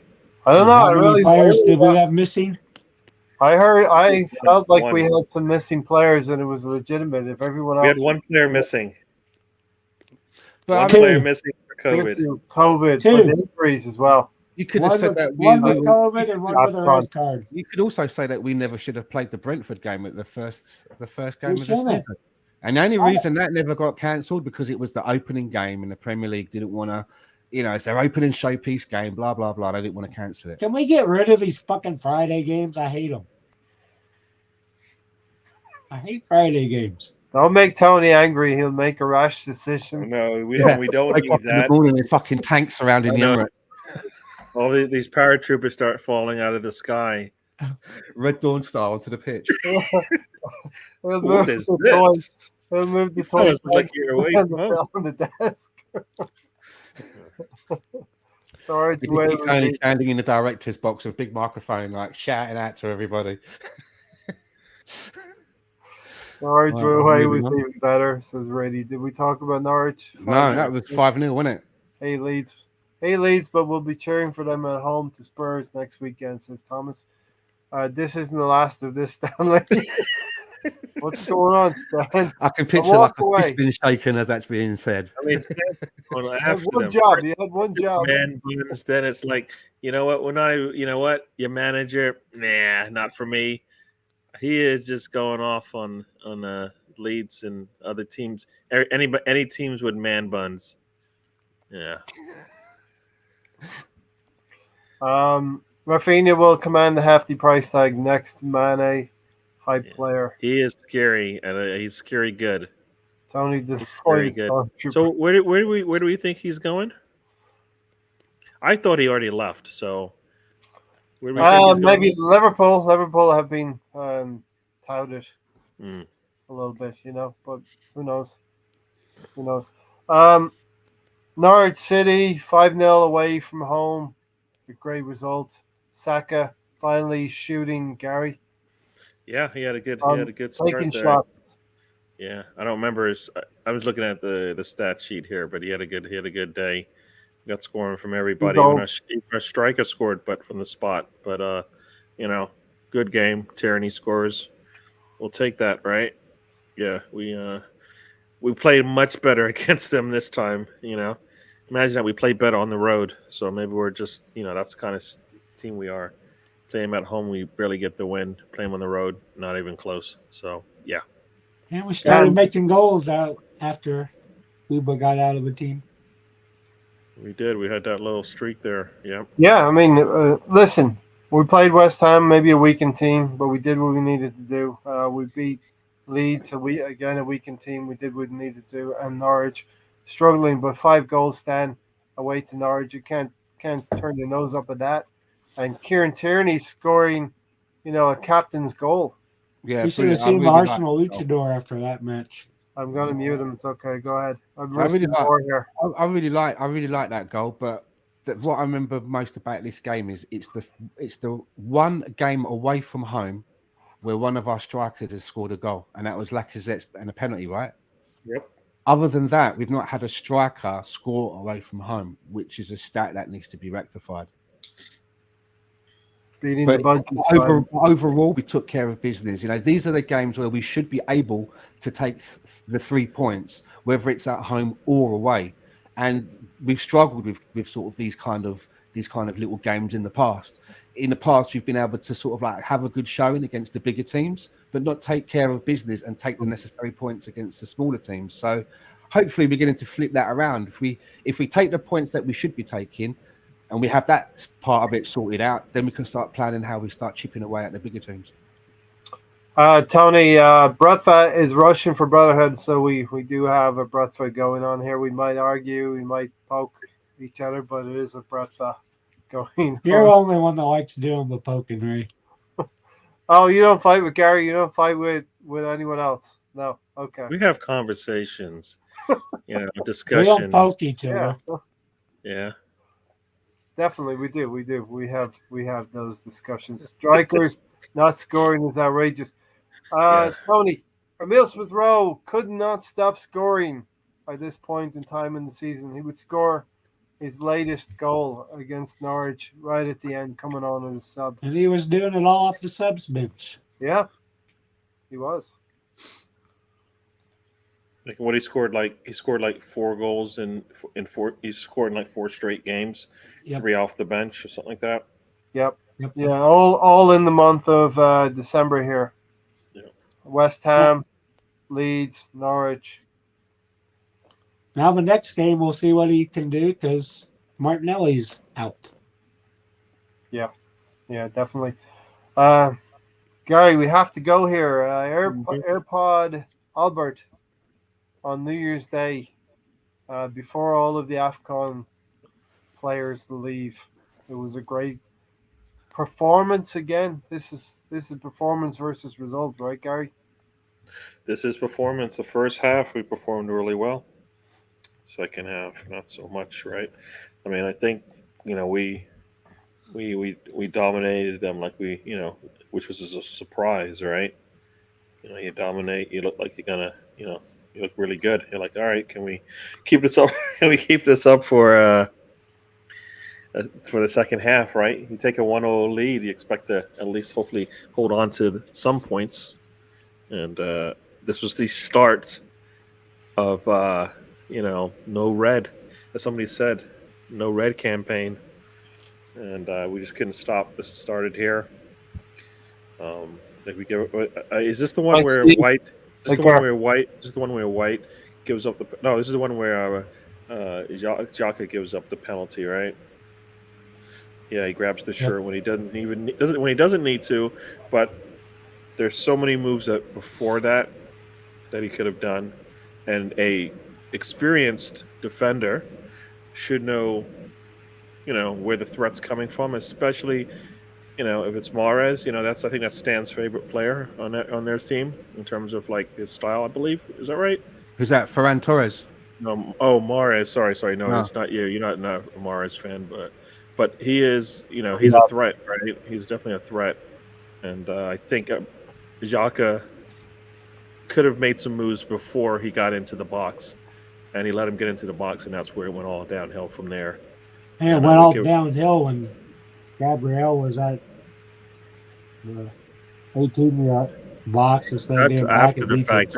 Let's get to the point before we even get to that, because that's right after all of that happens. But some of that could have been stopped. A better defender would have done something different. Yeah, but our defender wasn't back there. Gabriel wasn't back there. But Xhaka is experienced and more experienced than Gabriel, right? He's played more games. He's more experienced, right? Didn't say the experience was good because we're not seeing it, but he's experienced. He's not disciplined, that's for damn sure. I thought you guys only fight with me. Literally 2 minutes ago, he said. We fight with everybody. We said poke. Not fight. Having a discussion, yeah. No, but you know what? That game, first 45 minutes. If you could have said, you know what, let's bottle that. Let's reproduce it, and let's get it going for the rest of the season. Why not? Is that directed at me? Why not? Norwich was actually the third game, but I've been well informed that was when the season officially started. Yeah, listen. It just helps me to put those 3 defeats to the back. Ray doesn't count those. Even though he expected to get 4 points out of those 3 games, it doesn't count now. I hoped for 4 points. I did hope for 4 points. What are you gonna do at the end of the season when one of those games keeps us out of the top 4, Ray? Then we'll have a podcast, and you'll get to be. Look at it, the cat. He's stroking the cat. Tamina, Somebody's right? in trouble. Tamina. Yeah. Yep. Just crept on my lap. No, but like I said, the 45 minutes of we had a good 45 minutes against that team. We had a good 45 minutes against City, and you're like, all right, that game against City was probably the worst thing that could happen to us because we've yet to see something like that again because we've yet to dominate a team like that since, right? And we were dominating the best team, some would say maybe in the world right now, right? Yeah. Anybody look? I mean, I don't even think anybody's looked that good in 45 minutes against them. They did not have. They didn't. They weren't getting anything from us. Our press was really good. We were giving ourselves opportunities to score. They weren't able to hold on to the ball the way they would like. When they did bring the ball forward, we were able to get it away from them. It was a really good game, right? Playing Really real good football game for once. Yeah, we looked really good, and you're like, once again, is this Arteta ball? Is this what he wants out of his team? Will we see it again? And during that spell as well, that spell where we were playing such good football, it was the looks and expressions on the Man City players' faces. Because they weren't used to that. They were like, "What the fuck is going on? What's going on here?" You know what I mean? So there's a lot to take away from that. It shows you what we can be capable of. Man City went into what I call survival mode, safe mode, in that podcast I was talking about. They just wanted to get to halftime, man. They just wanted to get to halftime. Your computer's crashing. It goes into safe mode. Manchester City were competing for throw-ins, any kind of pieces of possession that they could get to get up the field a little bit. I think it was transformative, fantastic football, but the jury's out as to whether it was down to Airpod Albert or whether it was all the Zoom calls with Arteta. But you know what? It doesn't matter because if he can do that when he's not on the bench, it should look better when he's on the bench, right? Yeah. Maybe when I say Arteta ball, I mean whatever he's trying to do. Van Gaal might be much better at it, but against this City team, I don't know if Van Gaal would have looked this way. Maybe the players knew what to do without hearing their names shouted a million fucking times. Maybe that was yeah. I think many of us think that, right? We played with such an intensity in that game. They weren't being micromanaged. Maybe that has something to do with it. But it's the fine margins of the season, the fine margins within the psyche of our players, the weaknesses of some of our players. The weak links then came through in that game. And Gabriel's going to be a good player. Gabriel Megalegs is going to be a great player for us, but it's that kind of mentality that he needs to hone in on and fashion. Chip away at himself a little bit. If it's going to happen, I'd rather it happens to him now, and I hope that when it does happen to him, he then thinks, "Well, look, now I can't get into the team. Now I can't be in the team, so I'm hurting myself." And if he thinks of it in that way, he's got it out of his system now, and maybe he'll be a little bit more cute the next time he's in similar situations, right? He won't see the red mist as easily. But I'm kind of glad he's got it in him a little bit. I'm glad that he's kind of got it in him. Some of those goals that he scores, he's having to get right in the mix of it with players to get some of those goals in. He's not afraid to get in there and mix it and get a leg in there and try and bundle a goal in or stick his head in on the ball. And it's good to see that, but we need to keep him on the pitch. Yeah. And it's an awareness thing. You got to be aware of what's going on in the game and where you are. I mean, at that part of the game, right? You got a silly yellow. You're right. You're not going to get another. You're not going to. One, you shouldn't get another silly yellow. And two, you have to be really sure about what you do next, right? And he was so far up the pitch, I think he could have been okay to let him go at that point, right? It wasn't. They weren't in a dangerous position. It wasn't like they were right outside the box or something like that. Yeah. In the center circle, wasn't it? In the center circle. It was just outside the center circle. So he has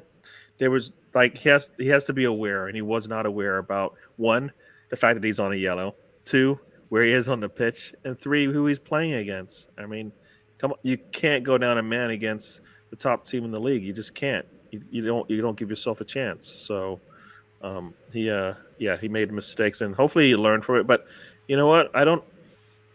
who's talking to these guys on the pitch, right? We're still missing that guy.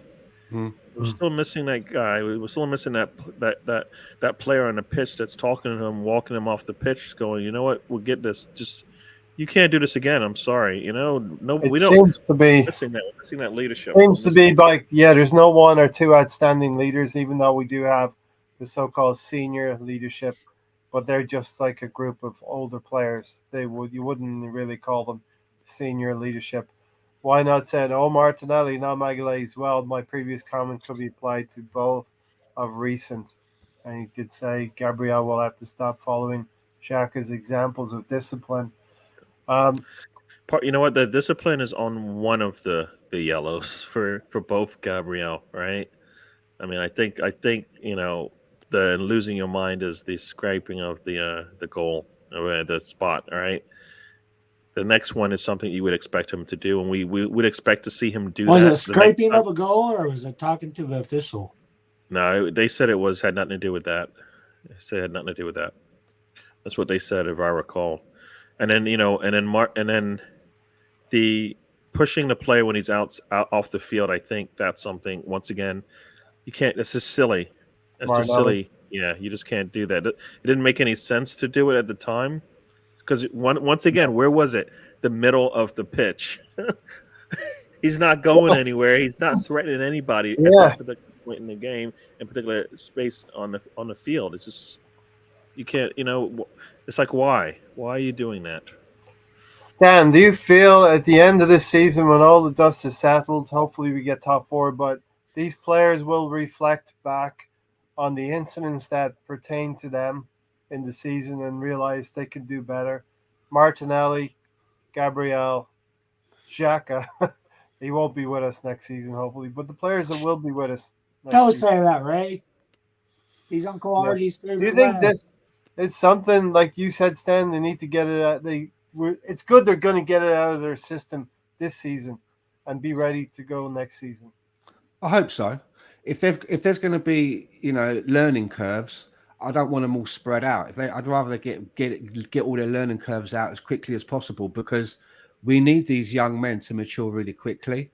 And my big fear is that there's at least another 3 or 4 players that could maybe come into the first team, and on the bench. And I really feel that a couple of those players, if not a few of them, need to be slightly mature to complement what we've got. I'm not sure if let's say we need to replace a striker. I'm not sure having our number one striker being a 22-year-old with the current squad would be prudent. I'm not sure if we took Xhaka out of the side and replaced him with a 21-year-old, that would be the way. Because when those kids are having a bad game, they need someone to drag them through. And at the moment, if you take out Xhaka and Lacazette, the next senior person is Thomas Partey, and that just doesn't seem to be his way. As much as you want him to be a Vieira replacement, he doesn't seem to have that style of personality as an individual. So I think that a couple of the signings that we bring in, they have to be able to help lead these guys. And if we're going to be in Europe, even more so, we need to have a couple of players that have been in Europe. And Sambi, that's captains of their national team. That's not what he's. No, those aren't senior players in the sense that they don't have to be senior to be a leader. That's what we're missing, though. We're not looking for leaders of young men. We're looking for leaders of men, right? Both those guys are leaders of young men, but they're not leaders of men, not leaders of footballers, right? And I just want to say, why not? Okay, I get your point on Van Gaal. Yeah, I remember him being a manager for United, but I don't remember how they played. They won the FA Cup. I mean, it's probably the last piece of silverware for them. Dropping off, it's 3:20 here. Stefan, always appreciate everyone, all of you from the UK that are with us. What I remember about Van Gaal the most, when he was on this touchline and he was talking to the official, and he had his clipboard and he just dropped down on the floor on his back. It was like, see, like that, and it was just like he literally just sort of went poof. It was just like the craziest thing. He was a character, Van Gaal. I couldn't understand hardly anything he spoke about. Yeah. And you know what? It's not the tactical foul. It's the fact that you can't do it when you're on a yellow. right? Or you can't do stupid fouls. You can't just give away yellows, right? And that's what we're doing. We don't even when we need to make tactical fouls, we really can't because we've already given up a stupid yellow at one point in the match, right? And that's the problem. They work, and then sometimes we don't even do it. Sometimes you're like, "Can you just bring him down, please?" And we don't, and then they go forward and then score. And you're like, if you just fouled him up there, even if you just grabbed him like we've seen you do it, So I think it's not even that we don't use them. Sometimes it's like you don't realize when we should, right? They got to use them at certain points of the game. Even though Martin Odegaard is the captain of Norway, he's kind of, that's kind of like a rare thing to have a player of that age already being an international captain. And I'm sure that there are other players in the Norway team that are older and maybe more experienced than Martin Odegaard. And you have to have someone that, if he's going to have an off day, who's going to have a word in his ear? If he's the captain, if he's our captain at Arsenal, you can still have players that have come in and be more senior. He can still be the captain of Arsenal. But when he has his off day, there needs to be someone to have a word in his ear. Who's going to be doing that? I don't know how that works, but I think they're struggling in their World Cup group, if I'm not mistaken, as well. They may not qualify for the World Cup. And you saw, for me, you saw City and Chelsea bring in players that are, in their high 20s, 30s, that are experienced players that they can lean on, that are leaders, right? I mean, like Thiago and I forgot who Chelsea bring in, or is it City? But they brought in players that we wouldn't even look at because we're looking at them going, you know what, they are experienced, but we need somebody a lot younger. And it's like maybe we don't. Maybe we actually do need that 31-year-old who doesn't have to play every game, but we know when we're on the pitch, they're going to give us something, right? Like right now, anybody over 20, who's 28 and older? 25 would be seniority right now, Gary. No, but 28 and older right now on our squad, who brings it to us where we go, you know what? You know how to do your job. And Lacazette doesn't know how to do his job as a striker. All the other stuff, yes. But if you're going to bring in a striker who's 31, he's got to be able to show you how to be a striker, all right? And he can't do that right now for us. So that's what we're lacking. We're lacking that player that he can't do it every game, but when he comes in, what you're going to get. And I always go back to Milner, right? Milner, 36, 37 or something like that? Perfect He brings it every time he comes on the pitch. And he's smart enough to know his limitations, so he never gets punished for being the older guy on the pitch. He's a sort of guy that you have sat on the bench, and you might be in a Champions League game. He's not in your starting lineup, but one of your players is having a bit of a wobble, and you can say, "Listen, I'm going to bring him off. You go on and just settle him down. Have a word, keep him all settled." And that's it. He goes on and he helps you close out the game. We don't really have anybody like that. Yeah. And I just worry that with the age profile that we have, when you have an off day and maybe 3, maybe 4 players are having an off day, who's going to be the one to help pull them up? To your point as well, Norway, I just checked, they're third in the World Cup qualifying group. 2 games left, I think, to go. And they are 3 points behind Turkey. They just happen to have one of the best strikers in the world on the team, so that always helps, right? Doesn't he play for Dortmund? And did Dortmund lose today as well? Yeah, he didn't play today. I didn't play. Okay. No, but you know what? I think they were able to get the second goal. So I think, if I recall, they are probably looking okay to be able to get maybe 2 goals in the next match. Maybe they lost to Rangers today, right? Yeah, they did. What was the final score of that? I believe. It was 4-1. I saw it. 4-2 when I last saw it. So they had scored the second goal. Own goal, right? There was an own goal in there, I think, somewhere. Yes, it was own goal. It was own goal, and then he actually, he got a yellow later on. But yeah, an own goal. Yeah, I mean it was a weird own goal because it was one of those things where he's running towards the goal and the ball kind of gets bounces around and it ends up at his feet as he's running into the goal.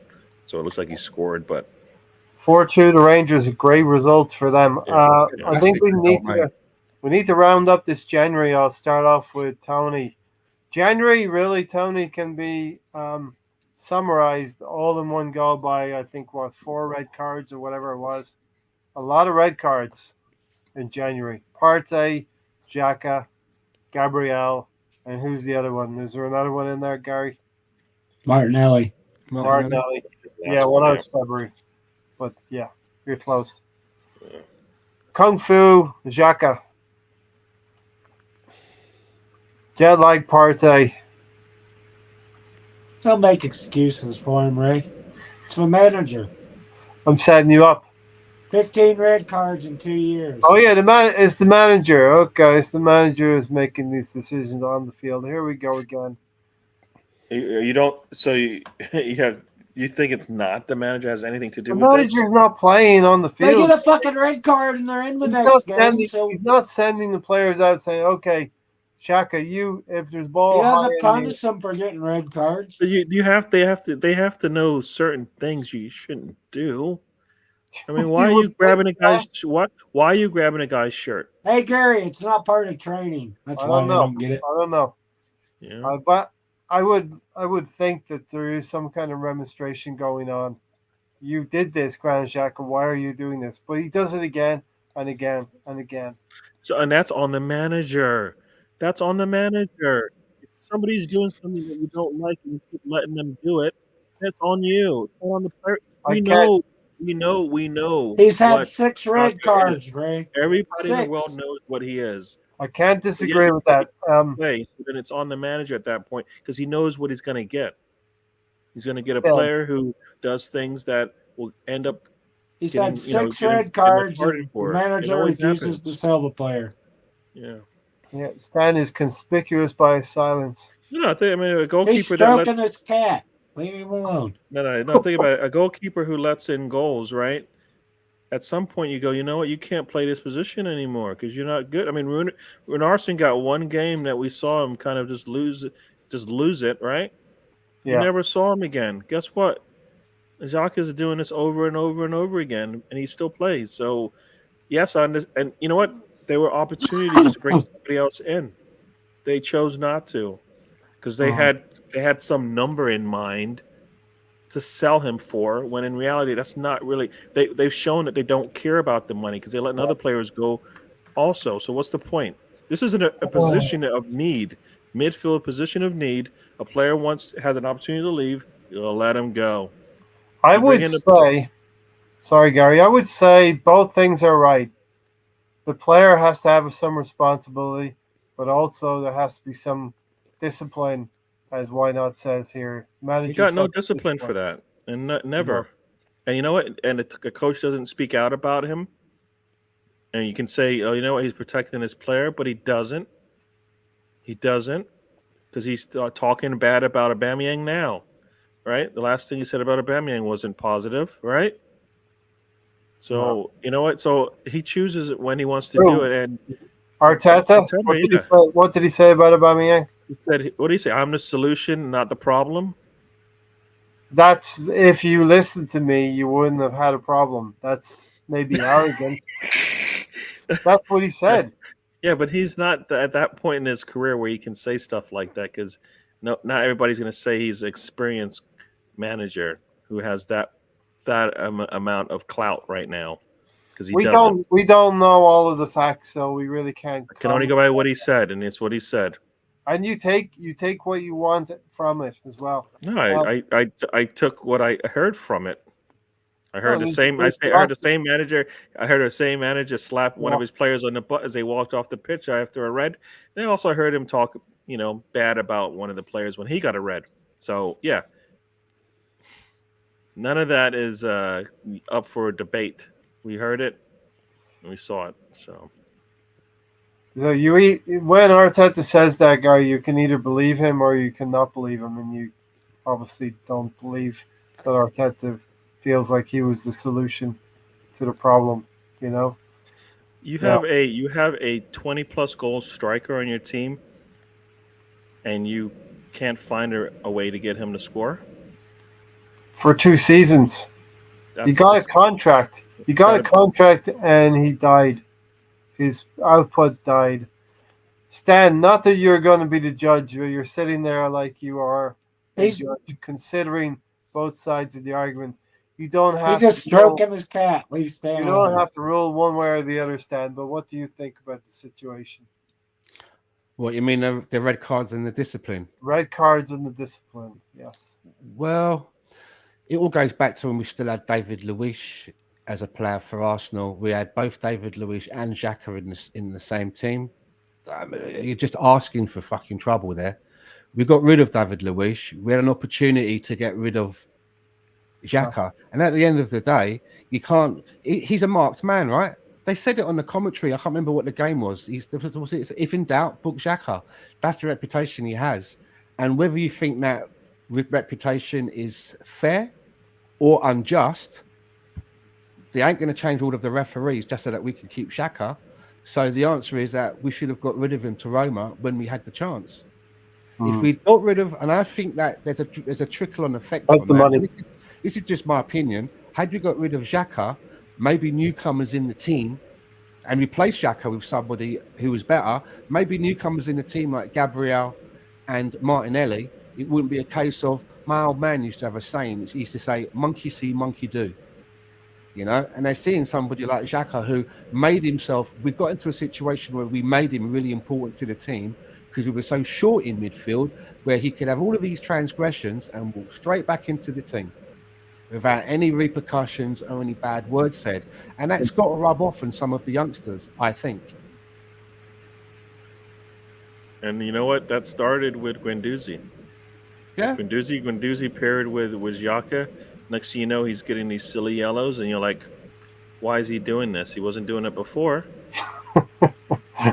You know what? When you see your mentor do that, you think you lose your way, even though you know you shouldn't do it, right? But the mentor does it. He does it. He runs up on an offensive player, and the offensive player is gonna stop, and you're just gonna run through him and get a yellow. And then that's what you see. I always go back to that because that's epitomizes kind of what we get from him. So he's supposed to be a leader. He's supposed to be showing the younger players how to do things, and that's what he's showing them. And it's not. Don Juan. Yeah, Don Juan says Wenger 129 red cards in 22 years. It seems high, but over 22 years, 48 red cards in 27 years are clear northern refs. I'll have to say as well, I do think that, especially now, there's a fucking conspiracy against Arsenal. We get some real dodgy calls. You know, first of all, when I used to hear it, I used to think, oh, come on, conspiracy theories. Next, you'd be telling me that you've seen fucking Bigfoot walking past your house. You know what I mean? Love conspiracies. Yeah, I do. But about Arsenal, I was just like, you know what I mean? It's like, okay, there's a difference between believing in Bigfoot, which I do, and the earth is flat, which I don't. You know what I'm getting at? So I was like, I'll leave it out. But it's funny, isn't it? When it's another team playing against us and it's like, it's a player offside, it's decided in the second, no, it's not, blah, blah, blah. When it's Arsenal, when we scored a goal, was it offside? They fucking start drawing the lines on the pitch, flipping it upside down, getting out their protractors, patching the feed through to fucking NASA to get the fucking Hubble telescope to zoom down on the Emirates and see what they can see. It's ridiculous. It really is ridiculous.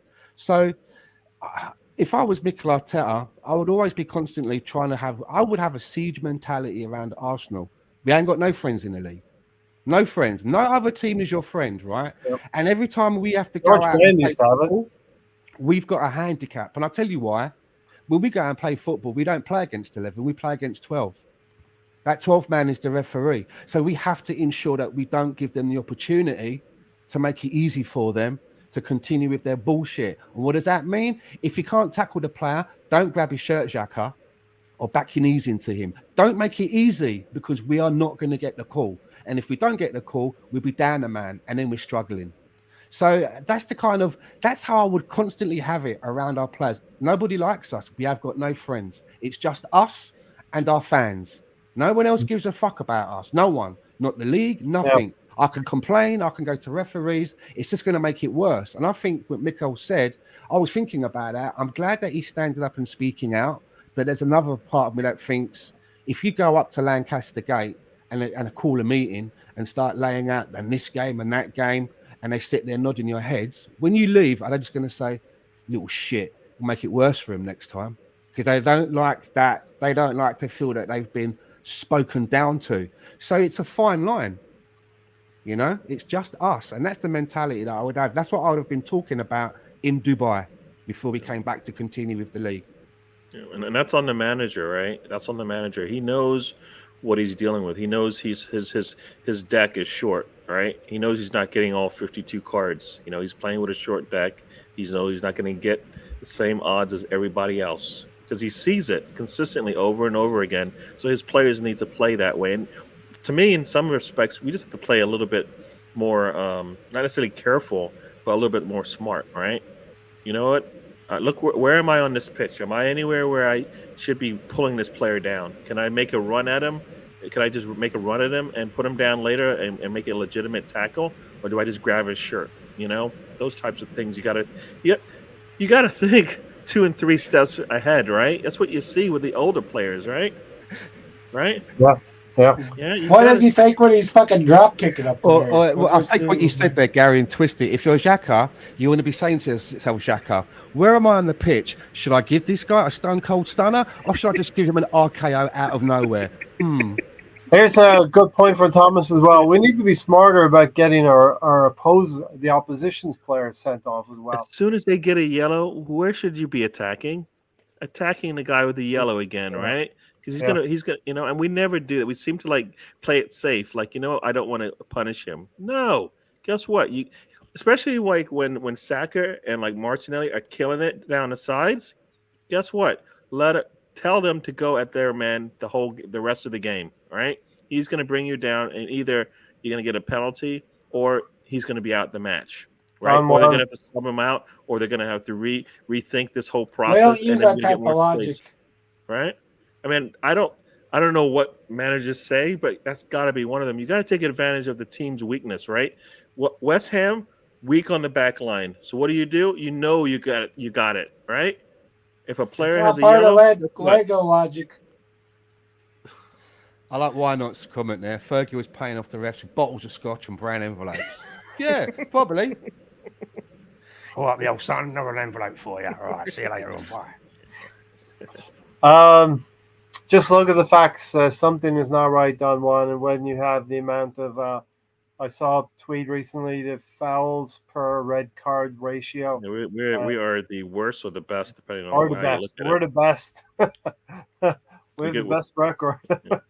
If we get into the think the question is, it's all on the it's the number of fouls to get a yellow. We're like whatever 60, and the next team is like 80.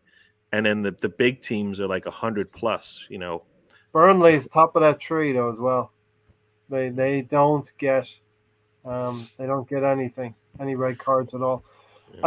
Anyway, Tony, you want to start us off on the next section? 3 players you would like to move on this summer, but you fear the club will not move those players on. In your deepest, darkest back of your mind, you wake up sweaty at night with nightmares of these 3 players still at the club 3 games into the next season. I'm sure Zaka. That's your worst nightmare, triple Xhaka. Triple Zaka. Yeah, you wake up, your nightmares. You wake up. Not only have we not got rid of him, he's got 2 twin brothers, and we've signed them as well. You're like, each to 4-year contracts. You didn't know I had 2 brothers? Oh, fuck you know. He does have a brother. Yeah, well. Let me input. Matt was going to be with us tonight. He tried his best to stay awake. He has put forward Granit Xhaka, Cedric, and Eddie Nketiah for various reasons. He fears they could still be at the club. Yeah, Cedric, but then Nketiah's contract's over. He's not signed. How do you know? Want to sign him 3, and he wants to get paid. I've got Eddie. Arsenal might actually cater to his needs of wanting to get paid. I mean, that's what they do. We're not re-signing Nketiah. And I think Bellerin has to come back, right? Oh, God. No. Keep forgetting about him. Reece Nelson will come back. I mean, Maitland-Niles, I think, will come back, right? We have a lot of players that are going to come back. Hector Bellerin, I keep forgetting about him. Yeah, Bellerin has to go. Bellerin has to go. I think he's got another year at least if I recall. So he has to come back for sure. Oh yeah. Marie most likely, will try to sell him, but I think none of these players that are out on loan are gone, right? Like they're done. Except none They're of them. gone, but not gone. No, not gone for sure. Yes. So Granit Xhaka, Tony is your one. Who's your second? Rob Holding. Rob Holding. Towla and Xhaka is the twin brother of Granit. That's true.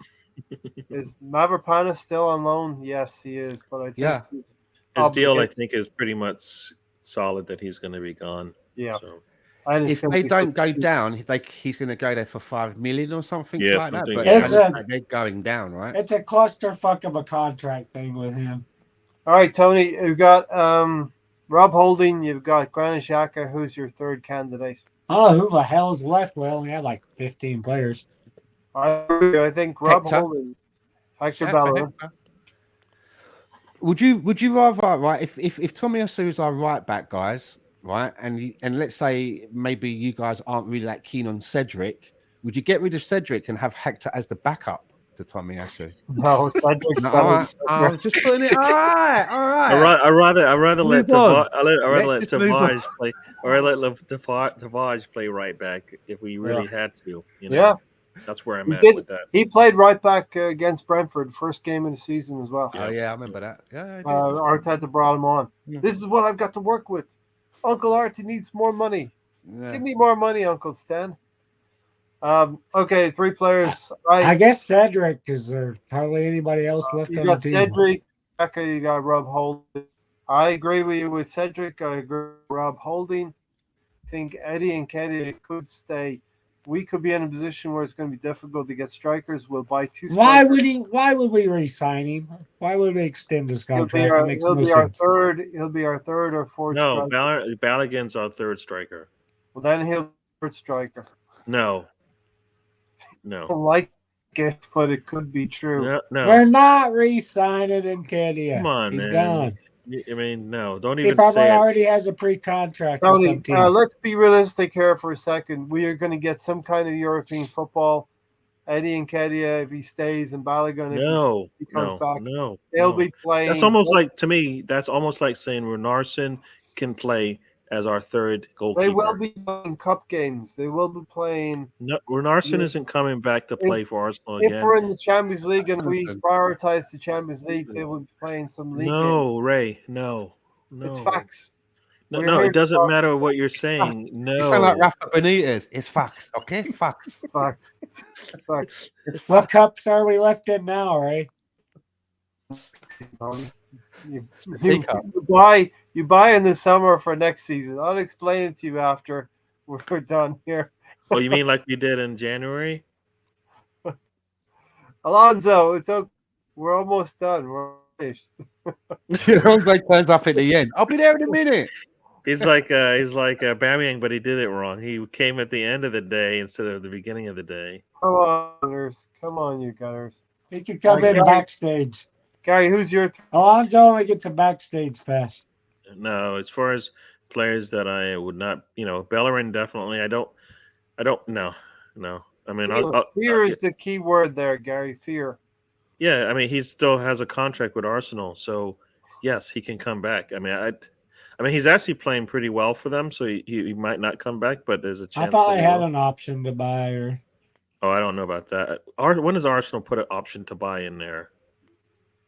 They usually put obligations to buy for really cheap. But summer Arteta's. You're breaking up a little bit on my side, Ray. I don't know if it's me or you. I saw Comrade Tonsky screwed up his satellite feed. Okay, that's what I'm thinking. You gotta wait for the satellite to pass, Ray. Comrade Tonsky shot down Ray's satellite. It's going to be his first proper priest. Gary Bellerin. You sound like a robot, Ray. You're breaking up, Ray. Oh shit. Yeah. Yeah. No, I think down your satellite, Ray. Bellerin's contract is still a possibility that he'll be back. So no, that's what playing now. We don't want to bring him back. Xhaka, definitely don't want him to be back.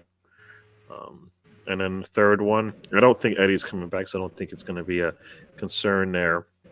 I would like to see them improve on holding. So yeah, I mean, I think Cedric has done well. Holding, he looks okay, but I've seen enough of him in the past to go, you know what?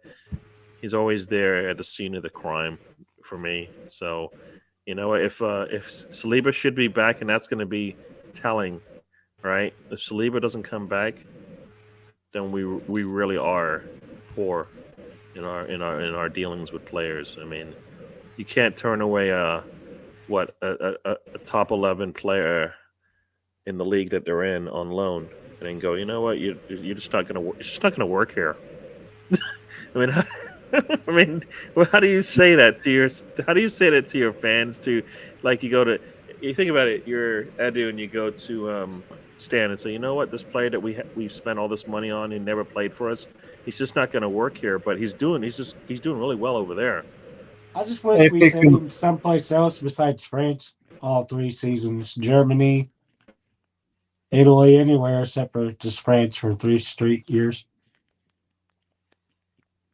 Isn't that where Varane came from? Was he in France? Right. So I mean, if he can come from there and people consider him a really good defender, then there you go. So, and you know, I mean, I guess many people believe that, you know, if he had a better pairing, he would look much better with a United team. So yeah, no, I think that would be the scary ones for me. Yeah. Ray, I don't know. He's still. I'd still slide down the satellite. In and out. I'll be quick then. My 3 would be obviously Granit Xhaka would be the first one that I would have. Like, if you wake up next season and he's still here, I'd have a heart attack. Probably as well, Cedric as well. I think that we could have a better backup. If we had Tomiyasu out for a long, extended period of time, I'd worry about having to play him week in, week out. He did have a good game, the last one. He also had a good debut for us, right? He scored in his debut. I don't think he's done that much in between, though, to be fair. The third one is a toss-up of 2. Either Hector Bellerin, because now we've just discovered that he's going to be coming back, or Nicola Pepe as a wild card. I think maybe, you know, that would be his 4th season now, and I've not really seen enough of him over 3 seasons to think that he's someone that could be a mainstay in the team. So maybe we should bring in another wide player, and preferably a wide player that can play on either wing as a backup. You know, if Martinelli and Saka's going to be there going forward, it'd be nice to have someone that can go on either side. And another name that you guys pulled out of the bag that I keep forgetting about is even an Arsenal player is Reece Nelson. There's going to have to be a decision made on him. He's never really done it for me. I know that he should have been sold 2 seasons ago with a lot of promise. Yeah, if we can make some money on him, then why not? All right, Lonnie. Hey guys, how's it going? So Lonnie, while you're here, then 3 Arsenal players that next season, if you woke up and they were still with us, you're worried that they're still going to be with us next season, and you don't want them. Who would you choose? I would choose Xhaka. Yay! I would pick. Unfortunately, you know, Hardy had nothing for me this year, or since he's come on, really. You're going to cut Thomas Partey? But man. But that's an old one. Was it a rough day at work today, Lonnie?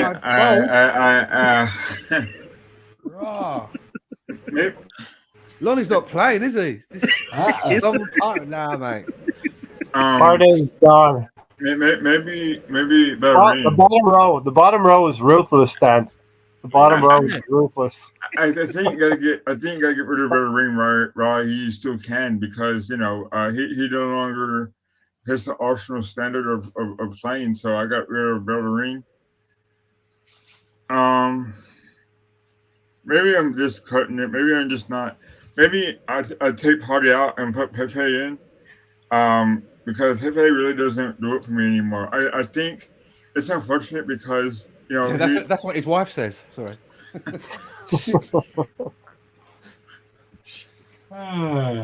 But Thomas, it's not his fault that he wasn't worth that much money to begin with. And I think that it's unfortunate, but it's not his fault that the buyout clause was as much as it was. So maybe Pepe, he needs to go. I mean, he had his chances. Last year he saw some glimpses, but we need to send it a whole year. I haven't seen any this year, so we can't say anything. All right. I'll say one thing about El Neni. He is a professional, and we're not losing anything by having him on the squad. You know what I mean? Are you talking about James Milner? He may be the closest thing in our squad to a James God, Milner. are you seriously going to compare him to that? Or are you saying that? Are you saying at the current Arsenal level, he's our Milner? Gary, you gotta listen. Gary, he compared Mari to Maldini. I said closest thing. I didn't say he's just. He compared Mari to Maldini, right? All right,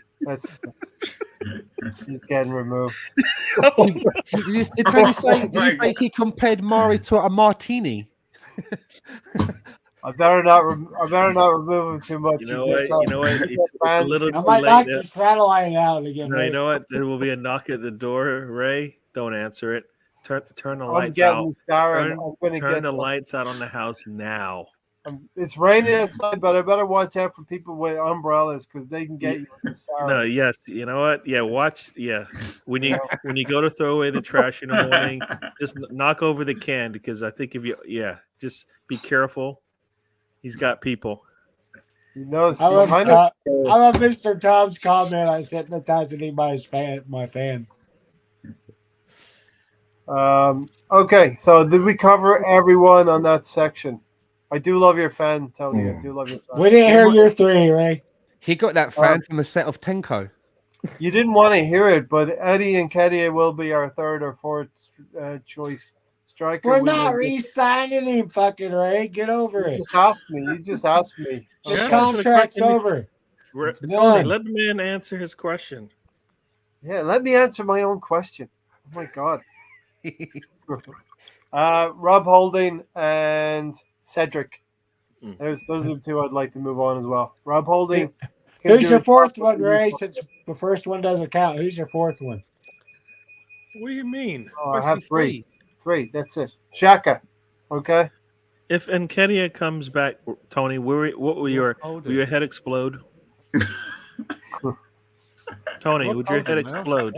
You'll see me drop down with a parachute and knock him out. All right. This section should be the shortest section in the history of this channel. We should literally we're going to talk about Lonnie's love life. Blankety blank. I'm joking. Blankety blank. I'll start off, and this is an homage to the old game. Blankety blank. Jesus Christ, man. You know blank Alonso? What? Blankety blank. How are you? Yeah. Just play.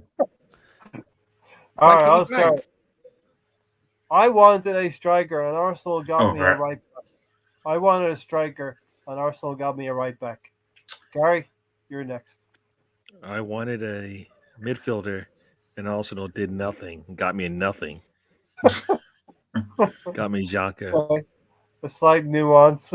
Re-sign Xhaka. There you go. Yeah, there you go. That's the one I was going to go with, Gary. God damn it. I think I'm trying to understand this game, so let me try. Okay. Don't you remember what's his name? Les Dennis? Terry Wogan. Family Fortunes? No, blankety blank. Terry Wogan. Super match game. And the thing used to turn around. So, blankety blank. Okay, super match game.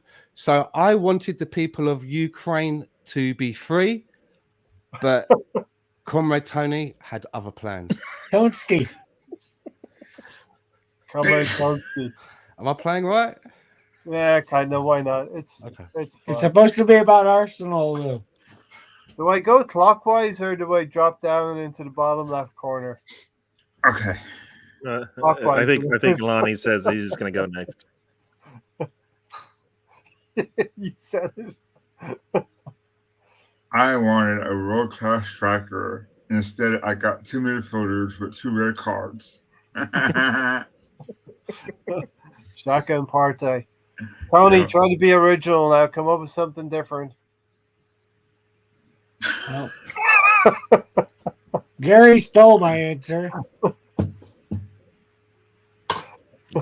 You shouldn't have left your notes out on the table. I'm sorry. I wanted Conte and the boards. Dunk it out. Tony, you at least win a blankety blank checkbook and pen.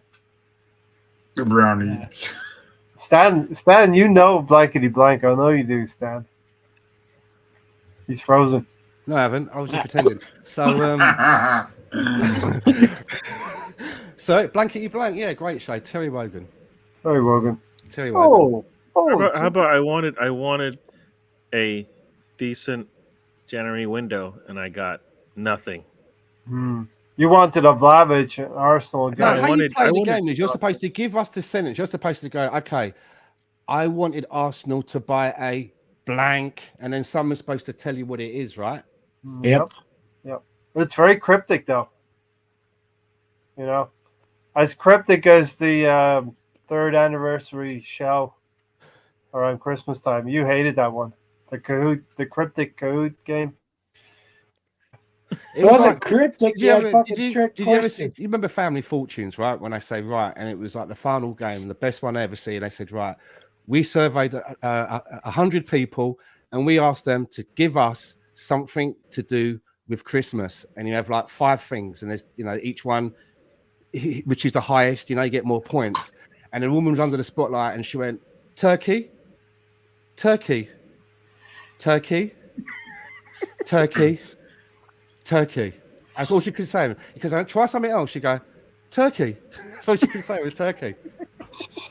Which was the highest answer. But Mr. Tom said, Conte thought to himself, you know what? I want to take a break from being a winner. And the next day he joined.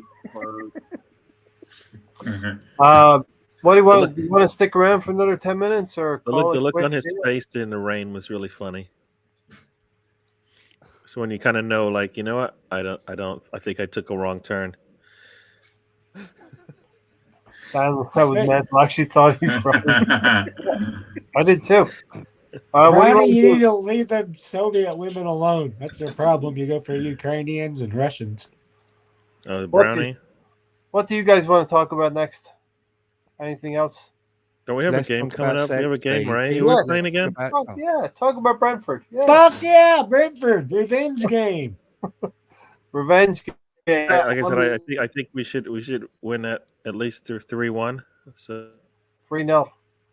3-1. I think it will be leading 3-0, but then they're going to get a late score. I want 4-0, so we'll see Arsenal Luchador. He's been missing this season. He has been missing. Here's the thing with Brentford, Stan. 1 win and they've lost 4 out of 5, and they go to Your satellite's going down again, Ray. Yeah. Somebody's pots. Alonso's pots. Sam's got somebody making goulash in the background. Come on, Alonso. This is professional podcast. Is that Pol Pot? Is that Pol Pot back there making the pot? Now, just think about it. Like, Brentford hasn't won since January. Mm-hmm. So we need to continue that. We cannot be Santa Claus yet again. Nope. No wins for them. We should do that the next time my internet craps out. Come back frozen. Everybody should just be like, all right, let's practice it, shall we? 3, 2, 1. Doesn't work with this stupid fan going in the background. Someone